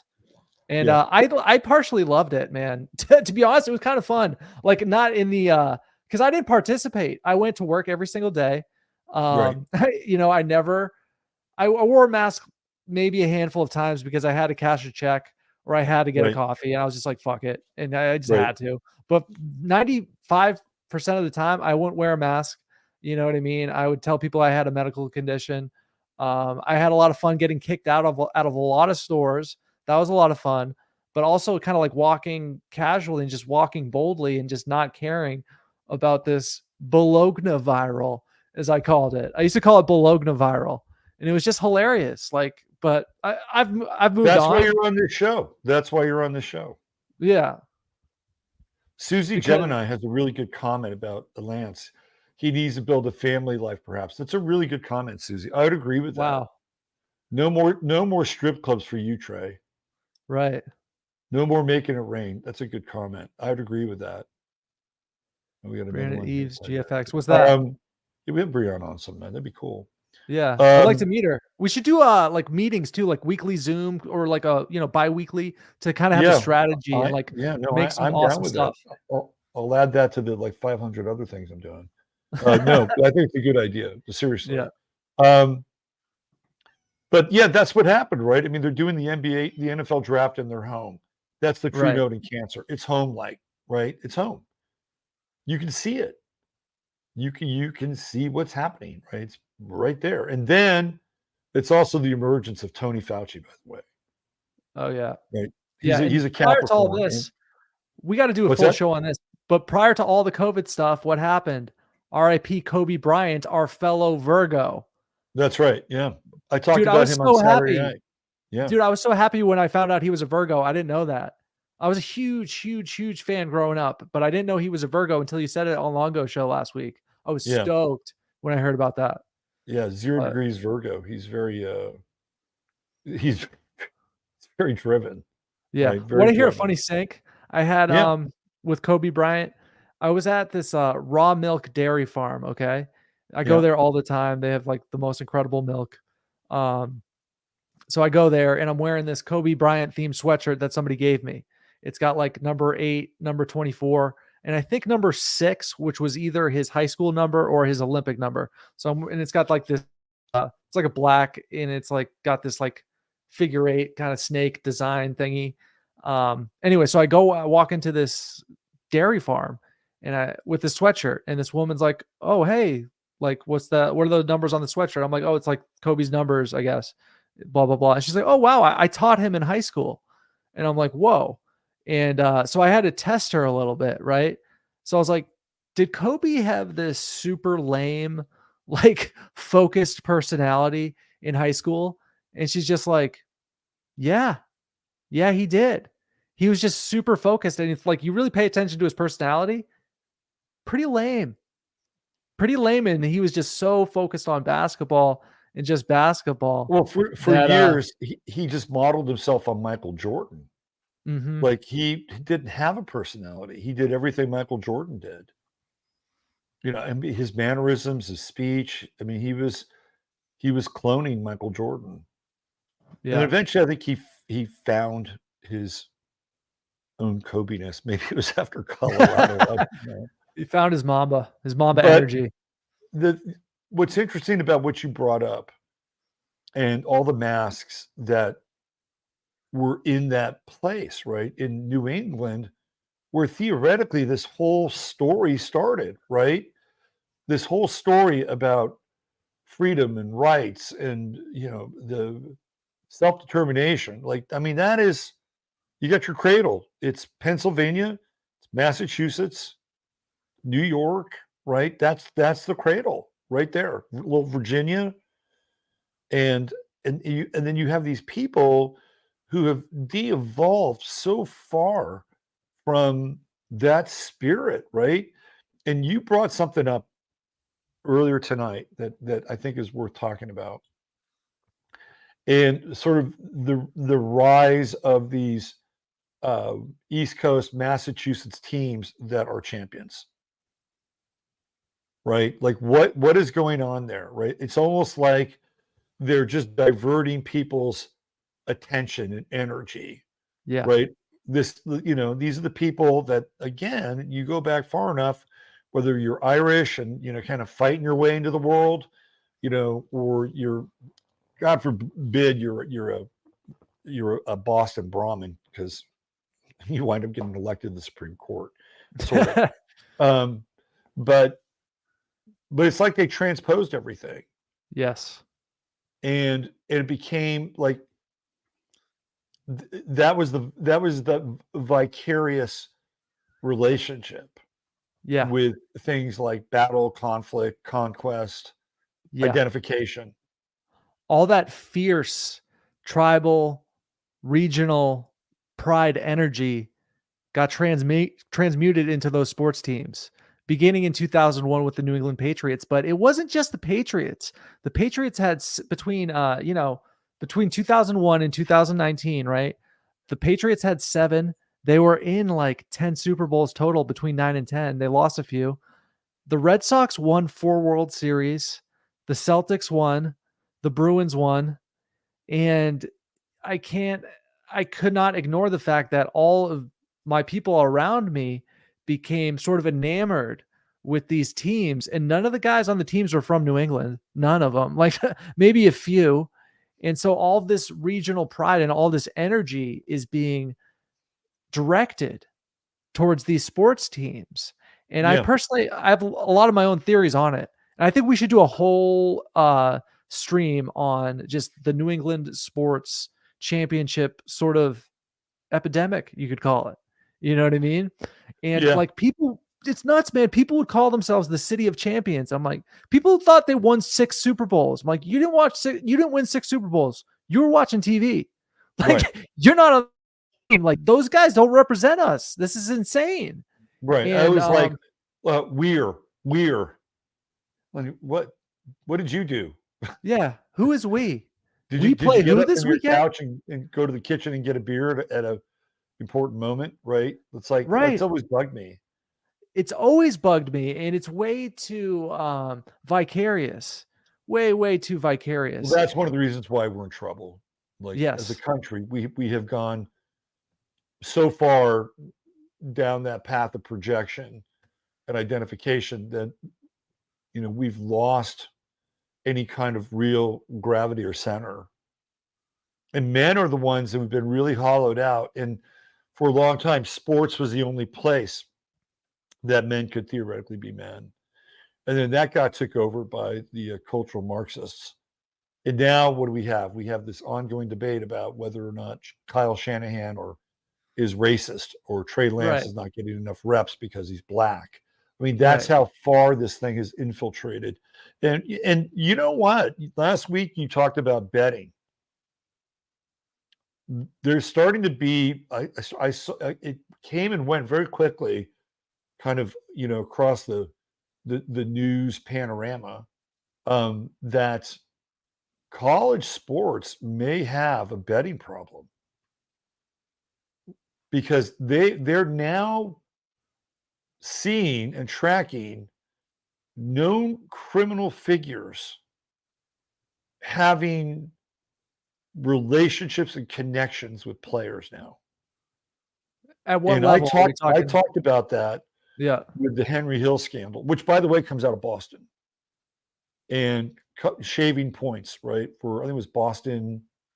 Is it Boston U or Boston College? I think it's Boston College.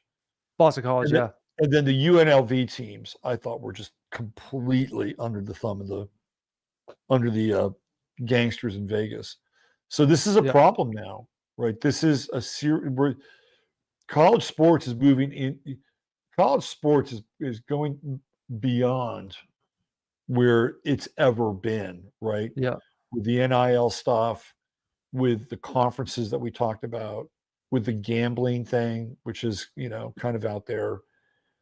I could see where the future of a lot of these sports is kind of in the balance in a lot of ways. And I'll give you another example. Yeah. I think it was Saturday night. Brandon Bolden, who used to play for the Patriots. Something happened to him. I forget who he's playing for now. It was Ravens and somebody. And they had to bring a stretcher onto the field and take him off the field, and they stopped the game. Like, I have never seen that before. This has happened many times in football games. Okay, so within the last couple of years, like, did he have such a serious injury they had to stop the game? No, I don't know whether or not they dialed up his medical records, right? Yeah. but it was just like, okay, like whatever happened to DeMar Hamlin set a new standard. Yep. So they just said, okay, we're stopping the game. I'm like, really? When did you start stopping games? And then the response from the fans were like, well, it's only an exhibition game. But what I'm seeing here is some form of social engineering where they've set a precedent. So this coming NFL season, when there is an injury, they're going to stop the game. And then what I see also is sort of a glorification. What we saw between 2020 and 2022, a glorification of what they call them, emergency workers or something like that. What they call them? First responders. Yeah. So I'm seeing with this narrative that you're describing a further glorification of that. Well, what's interesting is that if you go back far enough with Chiron, which we'll get into at some point, which is also an Aries, a lot of the CTE stuff came up when Chiron was in Aries and Uranus is in Aries. And Aries rules the head, right? The CTEs, all the concussion. That movie came out, and Will Smith was the doctor. And people do get concussed, and they can suffer brain damage, right? Big time. But if you look at, and I actually spent some time looking at this, if you look at guys that played in the 50s, the 60s, to some extent in the 70s, mostly 50s, 60s, they didn't talk about CTE. I mean, they had concussions, and who knows what happened downstream, but they didn't really talk about it in the same way that they talked about like Mike Webster. And Mike Webster played center for the Steelers. And Mike Webster was part of that steel curtain. Well, the defense was the steel curtain, but he was part of that Pittsburgh Steelers machine of the 1970s. And Webster really lost his marbles, and just did all these things that were just what somebody does when they lose their marbles. Drugs, fits of rage, kind of real sort of, borderline breaks with reality. Yep. And one of the things that made the Pittsburgh Steelers so good, and we can transition into the Aeons of football if we want to, is that the Steelers were at the forefront of steroids in the 1970s. Wow. And this is kind of it's one of the dirty secrets of the Pittsburgh Steelers. They were at the forefront of steroids. And this is around the same time of that Olympic Games that you referred to, right? Yeah, the 1972 Olympics is the arrival of metabolic steroids in the Soviet bloc nations. And that's when you have these women that look like linebackers who are swimming for the East German swim team. The Russians were doing it too. And they could get away with it. It was like, science, sports, the state, they were all one, right? They were all one. And so the goal was for the communist bloc countries was to dominate, to show the world, right, that their system was superior. And they would do anything possible in order to demonstrate that, including, delve into steroids. And they had figured out ways to pay off judges. They had blockers, for urine samples, although it wasn't really all that. I mean, the safeguards against it were not like they are today. So you could get away with more, right? So the 70s is really when steroids begins to take off, and the Steelers are a big steroid team. And if you really follow and look at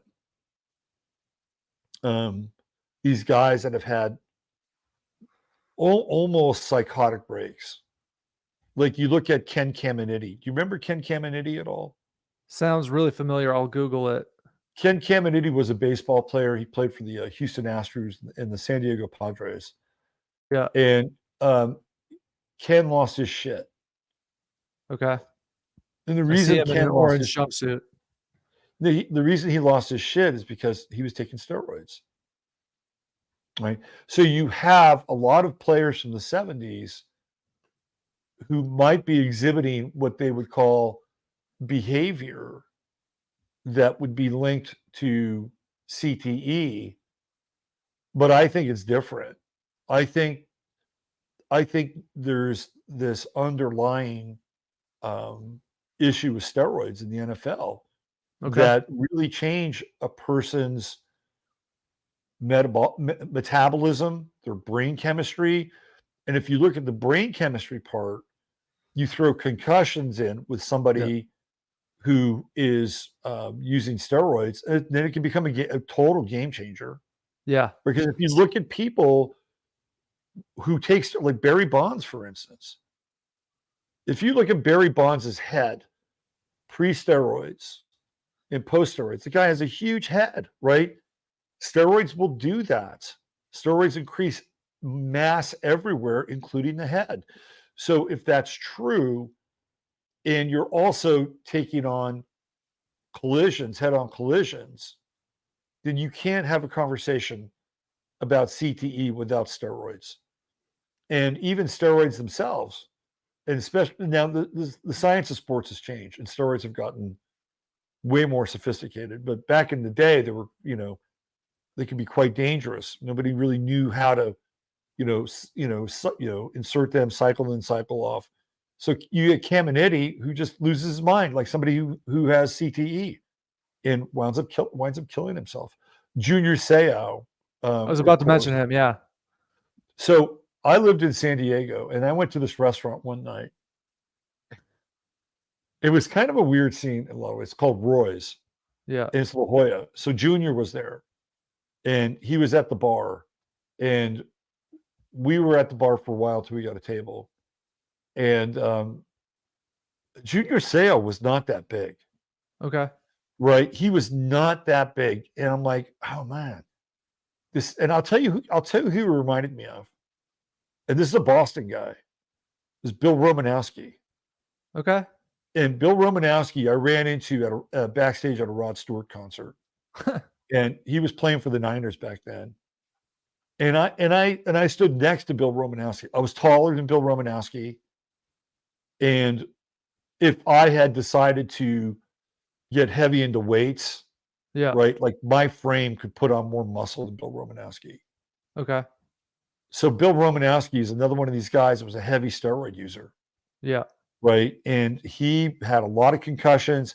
He lost his mind. One time he spit in what's his name? The wide receiver for the 49ers. Oh God, I forget his name. Jerry Rice. No, it was the other guy from UCLA. Tim Brown. What's that? Tim Brown. No, he was Raiders. Game. It'll come to me. But Romo was playing for the Broncos, and he spit in his face. I mean, that is like just fucking, man to man. You just don't do that, right? Yeah, it's psychotic. Yeah. But that's what steroids will do.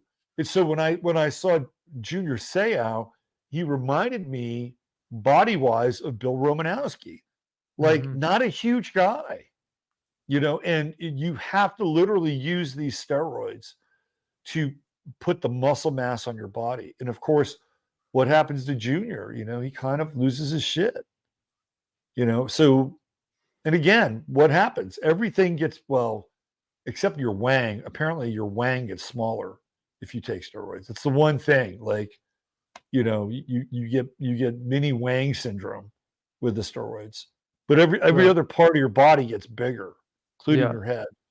What was weird about Junior Seau was I didn't know what was going on with him, but he was at the bar with these two very young girls. Like really, I'm like, okay, what's going on here? I mean, is that his daughter, her friend? Like, but they were at the bar, they were partying, right? It was just really, and they were either his daughter and her friend, or they were legal. But it was like that's kind of that was an interesting scene, right? So that's all Aries stuff, right? We're talking about Aries, and Aries rules the head. So we went through that whole concussion period, and the concussion piece, I think, was part of this overall cultural Marxist agenda, so that mothers would say, "Oh, you're not playing football. You're not playing football." That's what happened with my kid. Mm-hmm. "Oh, he's not playing football." Okay. Right? 'Cause Wow. that was all in the air, and they actually saw the numbers for kids playing football go down during that time. Wow. That's And interesting, but it's you go ahead. gotta figure though, the head trauma does have some impact on cognitive function at some level. It has to, right? But here's the difference. You Okay. go back to that sample size from the 50s and the 60s, where I guarantee you they weren't using steroids. You don't have the same kind of like look at Dick Butkus. Dick Butkus, if everything is true about CTE, Dick Butkus should be a drooling, you know, idiot who is going down to the DMV threatening people. Like that's not true. I think you can't have a discussion about concussions without performance enhancing drugs and steroids. Now you get somebody like Steve Young who had like 15 or 20, like eventually it's going to take its toll, right? Yeah. It's going to take its toll. But I think these two are inextricably linked. And you could go online and there have been people that have gone down this rabbit hole, but it's not something that's generally discussed. And again, just look at the size of the heads. Look at Barry Bonds' head. Pre-steroids, it's not the same head. Things get bigger. So the impact, to your point, I think is probably greater, right? There's just it's probably more blood in the brain. Who knows what else is going on there? So when a shock happens, and a series of consistent shocks, I think it's going to potentiate what's happening. That's my sense. So how prevalent do you think steroid use is in the NFL today? Oh, I think it's incredibly prevalent. Yeah, I think it's ubiquitous. It is the NFL's dirty secret. And for me personally, they should just legalize steroids. Right? I mean, even with the rule changes, you're still, flying down a field and being tackled at a speed and a force that is unnatural. And you're doing it now for what, 17 weeks or 18 weeks with the buys, I guess. Right. Yep. People you need to recover. And that's what steroids do. They help you recover faster, as well as building muscle. I don't have any problem with it. Like this whole thing with drugs in our society is so hypocritical. You can turn on your TV and you'll see any number of drugs that are being recommended by the pharmaceutical companies. We live in a drugged up society, legal or otherwise. So why should steroids be such a big fucking deal? It's hypocritical. So the drug debate with me is I would break it down to something very simple. It doesn't matter legal, illegal. What's missing from the entire discussion is honesty. What do these substances do to people? The establishment isn't really going to tell us the truth ever because these are mechanisms of control, whether it's through pharmaceuticals or whether it's through the illicit drug trade, which is monopolized. It's just as monopolized as pharmaceuticals are. So the main thing that brings all those things down and could bring things to a manageable, realistic, viable solution would be honesty. That's the only thing that would solve most of these problems, I think. You know what I mean? No, I think you're right. And on my Friday show, I talked about our friend Oliver Anthony, right? Mm-hmm. And with the true note in Aries, like that is true note in Aries as you can get, right? A voice, a guitar, a mic, a camera, right? That is so Aries. In fact, he's got that red beard, right? Which is really Aries. And what is the most powerful thing about that song? Honesty. That's exactly what so I think we're at this period now where like Libra, which is on the South Node, always wants to, kind of equivocate and be fair, right? And there's a value in being fair, but that fairness, I'll call it false fairness. That false fairness is now taking a back seat for the next 19 months, 18 and a half months with this Aries energy. So people are it's like you're rewarded by being direct. Like that's how Aries operates. So being direct is good, right? Being direct allows a person to link themselves up with their will. It's really interesting. I started to follow this guy on Twitter. There's a whole interesting like Twitterverse that is connected to Nietzsche and sort of the Socratic method and Catholicism. And there's this guy named Uber Boyo, he's Irish. Okay. And he talks about Nietzsche and vitalism. And it's like, wow, this is all popping on my thread now. Nietzsche and vitalism. I'll tell you what else is popping on my thread like fucking crazy are posts on carnivorism. Mm-hmm. Like, and I'm just like liking one or two. Like now all of a sudden, Twitter is being flooded with like carnivore posts. Yeah. That's all Aries, by the way. Yeah. Right. The carnivore diet is an Aries diet. It's primary. I mean, that's really, it's like you eat one thing, right? That's Aries. It's one thing. And it's meat or protein and blood. Like you can have milk or cheese or eggs or whatever. That's kind of in the zone.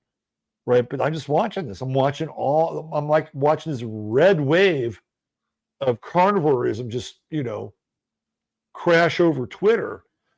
So these are things that we could look at with the true node in Aries. These are signs that we can see where things are headed, right?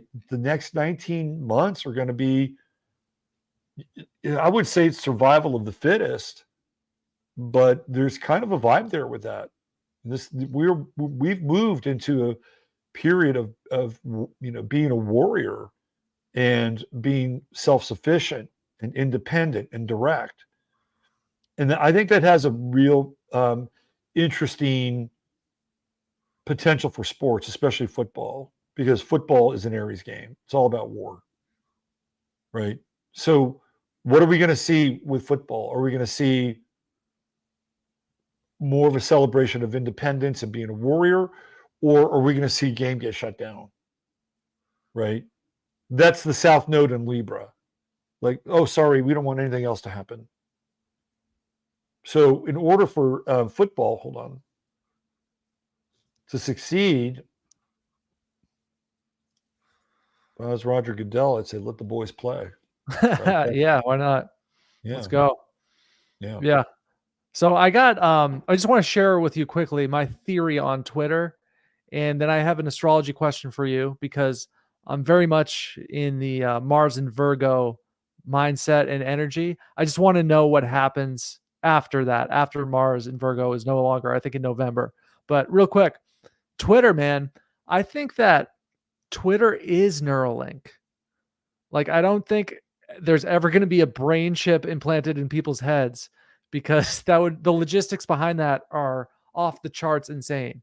So people often say, oh my God, Elon Musk, he wants to do this brain chip called Neuralink. It's already here. It's called Twitter. Yeah. So Twitter, it's like a hive mind. You connect your thoughts. You have a funny joke. You just, fire it off, and then you get instantaneous feedback loop. That's Neuralink, man. And you connect to other like-minded people. And or if you're into a spirited debate, right. not so like-minded people. I think you're right. I think it's a really great observation. Mm-hmm. And even like Musk saying, I'm going to remove block. That's an Aries thing, right? Like, that's a function on Twitter. He's going to remove the block function. That's Aries, right? The block function is more Libra. Kind of like, I don't like you. I am choosing to break our real-time contract here on Twitter by blocking you, right? Mm-hmm. And Libra is all about contracts. You take away the block, you're in the octagon. Yep. And that's the true node in Aries. Very interesting. So I know people that are going to leave Twitter as a result of that. Yeah, But the thing is, they'll find a way to sort of mind hook you back in. Like the algorithm is based on things that you like. If you like something, you're going to see more of it. And I think the bottom line with Twitter is data collection. So they're Yes. going to bait us back on there, because when people are voicing their opinions on Twitter, what they like, what they share, what they retweet, all that's happening is they're getting real-time data on pertinent topics. And with political candidates, because of all this data collection is happening, people are going to hear exactly what they want to hear because they know what you want to hear. And it's just going to be fed back to you. Okay. Well, that's the echo chamber, right? That is the echo chamber. And yeah, I mean, and the algorithm has changed too. Like, I think I like maybe 2 or 3 tweets on carnivore, and then my whole fucking thread is carnivore. Right. Right. And I've even seen it trending on the side.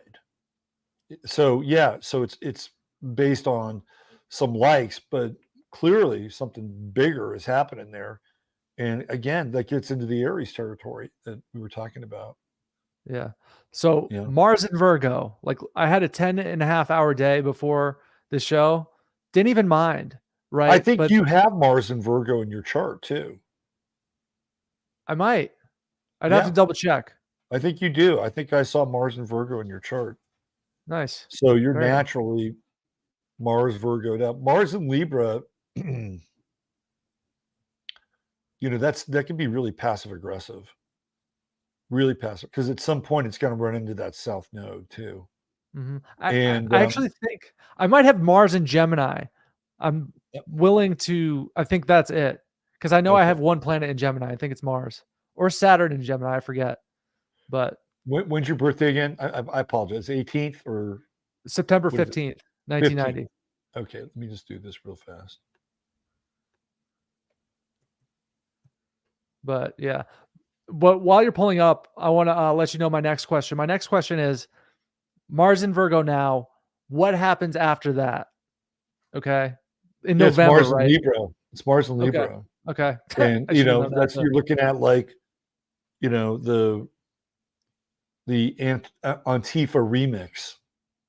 That's what you're anticipating. Yeah, it's all Mars and Libra is all about social justice stuff. Okay. But it's a little bit different this time than, let's say, when Mars was in Aries during 2020, and we had the Summer of Floyd. You may see a different group of people with Mars and Libra. Okay. Than you saw at that time. All right, let me go okay. to you. So you're born in what, 85? Is that it? Or 89? No, 90. 90. Okay. Yeah. Yeah. I think you're born on D.H. Lawrence's birthday. D.H. Lawrence. Who's he? It's a writer. I know I was born on Dan Marino's birthday. It's one of my favorite writers. March nice. 15th. Yeah, you got Mars in Gemini, Venus in Virgo, Mercury in Virgo. So you got that moon in Leo. Yep. Jupiter in Leo as well. Jupiter in Leo. That's good. That's a good combination. Yeah. Saturn in Capricorn. You got all those millennial placements. Pluto, Scorpio. Yep. So we both have Saturn in Capricorn. Very interesting. Yeah. So yeah, I mean, I think we're going to be going through, you know, tussles on the streets. That's how that Mars and Libra energy works. It's the social justice warrior. Mars needs a cause. And that cause probably needs like a spark, some sort of spark-like event to set it off. No, it needs a cause. I mean, Mars and Libra, if you have Mars and Libra in your chart, you need a cause. You need something to stand up for, rally around. Oh, you got some good people born in your day. Yeah. Yeah, you got let's see, Mr. Dan Marino. Yeah. Oh shit. Everything's a paywall now. So D.H. Lawrence was born on 9/11. 9/11. There you go. Yeah. Pretty close. I knew he was around that time. William Howard Taft, Agatha Christie, Oliver Stone, Prince Harry. Wow. Tommy Lee Jones. Whoa. Let's see. Cannonball Adderley, the sax player. Who else? John Mitchell, one of the Watergate conspirators. Yeah. So Mars and Gemini, real quick. Does that mean I like flip on people? Because Mars would be like the the What's aggressive? Like Mars and Okay. Gemini is aggressive for sure. Okay. And Mars and Gemini, when you go into the course, you'll see my analogy for Mars and Gemini, which is like a shark. Oh, dude, that's crazy sync. I got a shark shirt on. There you go. There's the Let's sync go. right All right. there. Because sharks always have to keep moving. Yep. Fact. Mars and Gemini always has to keep moving. That's a fact. If I sit down for 45 minutes, like I typically fall asleep if I'm not talking or doing something. Yeah. I fell asleep in every single one of my classes. Like if Yeah. I have Yeah, to keep moving. yeah. That's why I do the work I do, because I literally can't. I've tried to do desk jobs. It's not happening. Yeah. Now that's So. Mars and Gemini. So you got to keep moving, man. You got to keep moving. Mars and Gemini can be really good in debates too. Like it can flip and play the devil's advocate really well. Well, I used to host debates. I used to host big debates on my channel. There you go.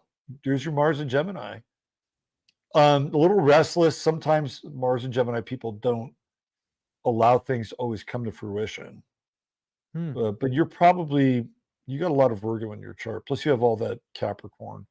You know, Don Nelson used to coach the Warriors. You remember him? That guy? He was a Celtic. I do know Don Nelson. Wait, do we have the same birthday? Me and Don Nelson? No, Don Nelson's a Taurus. Okay. I think he's born on the same day or close to the same day as Billy Martin, the caustic manager. But Don Nelson has Mars and Gemini. And, sometimes Mars and Gemini can be a contrarian. And so Nelson developed this whole small ball thing, right? Yeah. Like he didn't have a center, so we're just going to get a bunch of small guys and outrun you. That's very Mars and Gemini. And Nelly would always get to a point in his career where he would reach a level of success and then he would kind of implode. He was really restless. And I saw him do this with all these various coaching jobs. And the funny thing was he'd always get paid. He'd get fired and he'd still be on contract for 2 years and get paid. Right. But he was restless. He would always come up with something and he would tinker. Right. Like I remember they had run TMC and he just decided, well, let me trade Mitch Richmond. Like, really? You're going to trade that guy? He's really fucking good. In fact, he wanted to be in the Hall of Fame. Who did he trade him for? Billy Owens, because he thought Billy Owens could do more things. And Billy Owens was a good player, but he was a dog. Right? He never really exerted himself. He had all this great talent. Anyway, that's Mars and Gemini. There's more examples of that. Mars and Libra, where we're headed. It's like people are going to be pissed, right? They're on the streets. They're looking for somebody to pin the blame on. And we have this Mercury retrograde coming up. I think it's in 2 days. It's on the 23rd. And they're talking lockdowns again, right? That's a total Mercury retrograde thing, especially in Virgo. It's going to be interesting to see what happens. And how much people are willing to take, especially with this true node in Aries. I think if they try to pull the lockdown game, the lockdown scam again, people are not going to have it. Right.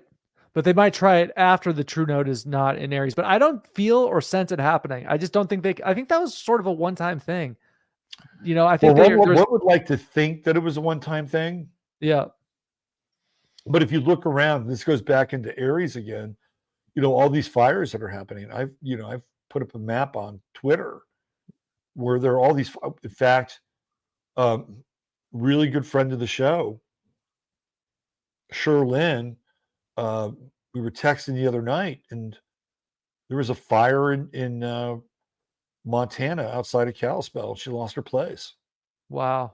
And the ironic part is that she was going to do a retreat on Maui for soldiers because she's got a psychological background, works with PTSD guys, and the retreat on Maui got canceled because of the fire. So then she loses her house in a fire just outside of California. There are all these fires going on right now in Aries. So they desperately want to link this thing to global warming, right? And they're just going to start, adding up all the receipts. And say, well, you better stay in your house. It's too hot out there, or it's too dangerous. So, I think the climate lockdowns are definitely part of the discussion. But again, you can't have that discussion without Chiron and Aries and, the movement towards taking guns away. Because the United States has Chiron at 20 Aries. So every 50 years, it goes through its Chiron return. And it's in the 4th house. And I feel like this Chiron return in Aries is really about, and they're already talking about it. Like Tennessee is about to enact these red flag laws. They're going to ban private sales. Private sales are very Aries, right? Like it's just me and you.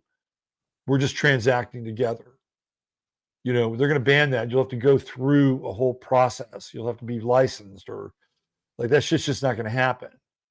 And they're reducing clip sizes to 10 rounds per clip. They're getting rid of AR-14s. That's all happening in Tennessee. And they're using that shooting that happened last year, which is, another very, dubious, strange event. So we're seeing this confluence where people are, having to take things into their own hands, like that guy with, the stick at the AMPM, right, in Stockton, where you saw that, right? The Sikh guy that beat the hell out of the dude. I don't know if I saw that one. Oh, well, I probably shouldn't play it because I get too much vicarious pleasure out of it, and I laugh too much. Oh wait, was it the store clerk who like they beat some guy up who like was trying to rob them? Yeah, that's the one. Okay, I've seen that. Right, so that's like the true node in Aries. Yeah. Right? Like enough is enough. We're going to take this stick, the most immediate thing we can, and we're going to beat the hell out of your shins, which is what happened, right? So you're going to see people do more of that, right? That line has been crossed, and we're going to see that more. So of course, what are the theoretical powers that be want to do? They want to contract and limit the usage of that self-defense, protection, and force. That is Chiron and Aries. So the United States is going through its Chiron return. Happens every 50 years. And you can just see it like on the state level. I know what's happening. Biden, Newsom, they all want to run that same program. They all want to run the same program. And they all want to ban private sales. So this is another, so you get that, and then you have, the potential for climate lockdown, or, maybe, virus 2.0, whatever. And then you have people who are not going to take it. You have the mechanisms in place to theoretically make that difficult for more people. We're headed. We cannot get out of this Aries thing now, right? We are on a collision course with the expression of one's own individual energy, direction, and will, and it's martial. Aries is martial. So with Mars going into Libra and being in the opposite sign, I could easily see some of these gun laws start to get passed with Mars and Libra. They'll go in and they'll legislate this stuff, right? Which is what Libra does. Libra will draw up a law and legislate the law, right? Sagittarius will codify the law. Capricorn, the judicial branch, will enact the law. So I can see that easily happening here with Mars and Libra. Just keep your eye on it. Mm-hmm. And people are not going to like it. And of course, in order to sell that, it doesn't hurt to have an event or two, right? That sells that little piece of social engineering there. Yeah, but I have to say, man, I am very, very hopeful for the future. I feel very good about it. Despite the powers that be having their own psychotic agenda, I think that generally it comes down to one thing. These whatever law they want to pass, whatever they want to do, whatever their agenda is. It requires our consent. And for us to, as individuals, very Aries like, or as a collective, just say no. And, I'm with build our you. own things, create Yeah. our own Sirius Sports podcasts, create our own Astro Chad series, create our own YouTube, create whatever it is, just create and, have your own individual self and your community come together. And the bad guys aren't, they have no power. You know what I'm saying? I So, totally agree with you. Here's the challenge, mhm, and you and I are completely on the same page with this, by the way. The challenge is the weaponized masses, right? okay. And we saw that during COVID, right? It wasn't necessarily the government per se, Mhm, right? It wasn't the police per se. It was the weaponized masses who were following the orders, who were shaming and scolding people that were saying no. mhm, Now, if you're strong inside yourself, that won't really impact you, right? It won't impact you if you're strong inside yourself. But if you're not strong inside yourself, if you have areas of vulnerability, we're all vulnerable, right? There's nothing wrong with being vulnerable. But if we have areas of vulnerability, um, it can really get to you, right? It can really get to you. Hold on a second. yeah. It's my kid. He's telling me about his fantasy draft. Oh, okay. Huh. I'd But bring him on the show, but we're getting into weird territory there. But yeah. that's what happened, right? Like, let's say, for instance, you have a soft spot in your family and you want to be around your family, and the culture says you need to do this, right? And then the majority of your family says you need to do this, and it takes a very strong person and a person willing to say no. I'm not defined by those terms, to walk away from that, right? And most people want security, they want connection, they want a semblance of family. So they would capitulate, right? Like, oh, I need to go see my mother in the hospital. Well, the only way you're going to get in here is if you're vaccinated and masked. Yeah. Well, she's dying. So, I don't care, right? mhm, I mean, it's the weaponized masses yeah. that are the issue. So if people do say no to the degree that you're advocating, which I agree with, that's the ultimate sacrifice. Yeah. So I have a really interesting analogy about the masses, right? Because I've been thinking about this so much ever since 2020. So the masses I visualize like a school of fish traveling in a mainstream. So if you were to visualize a river and there's a school of fish in that river, they're going a certain way. The masses, the schoolfish masses are going whichever way the river is taking them. So I kind of come to the conclusion that the masses are kind of always been like this. Just the nature of the mass kind of with the You mainstream in a know, sense. I have been around on this planet 60 years, and I I would beg to differ a little bit. Okay. I would beg to differ, and it's Yeah. because of like the qualities of these generations. Right? Like Mhm. my mother, who's still around, is part of the silent generation. Right? Like they just wanted to be left alone, and I don't think there was a lot of fish swimming with that generation. Like they just wanted to be left alone. Uh-huh. Um, the 60s is quite different because in the 60s you have this rise of mass culture that you had never had before. It's and it converges with mass media, television, radio, right? And so the 60s are very different and getting closer to what you're talking about. But even after the 60s kind of burn out a little bit, right? You go into the 70s, again, you have people starting to kind of move away from the mainstream.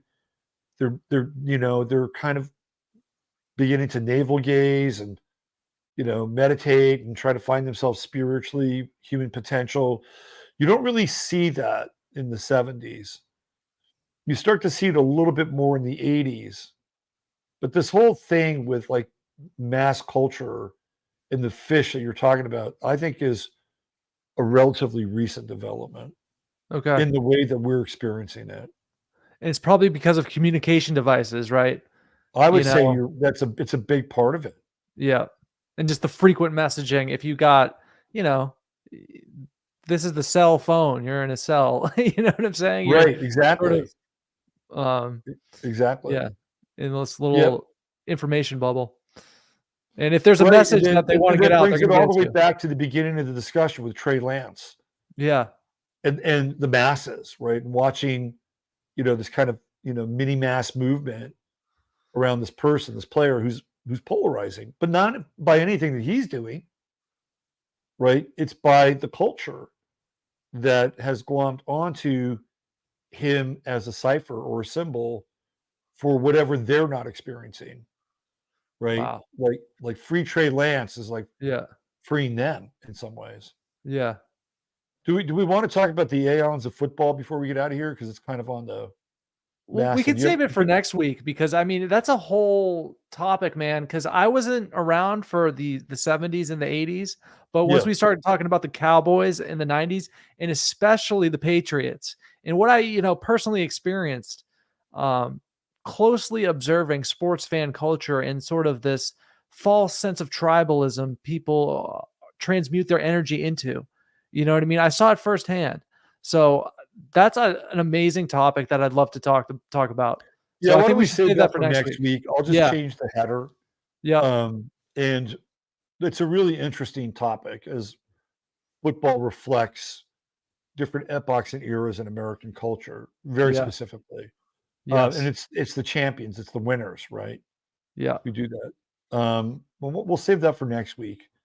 And because you're a working man, you got to get up.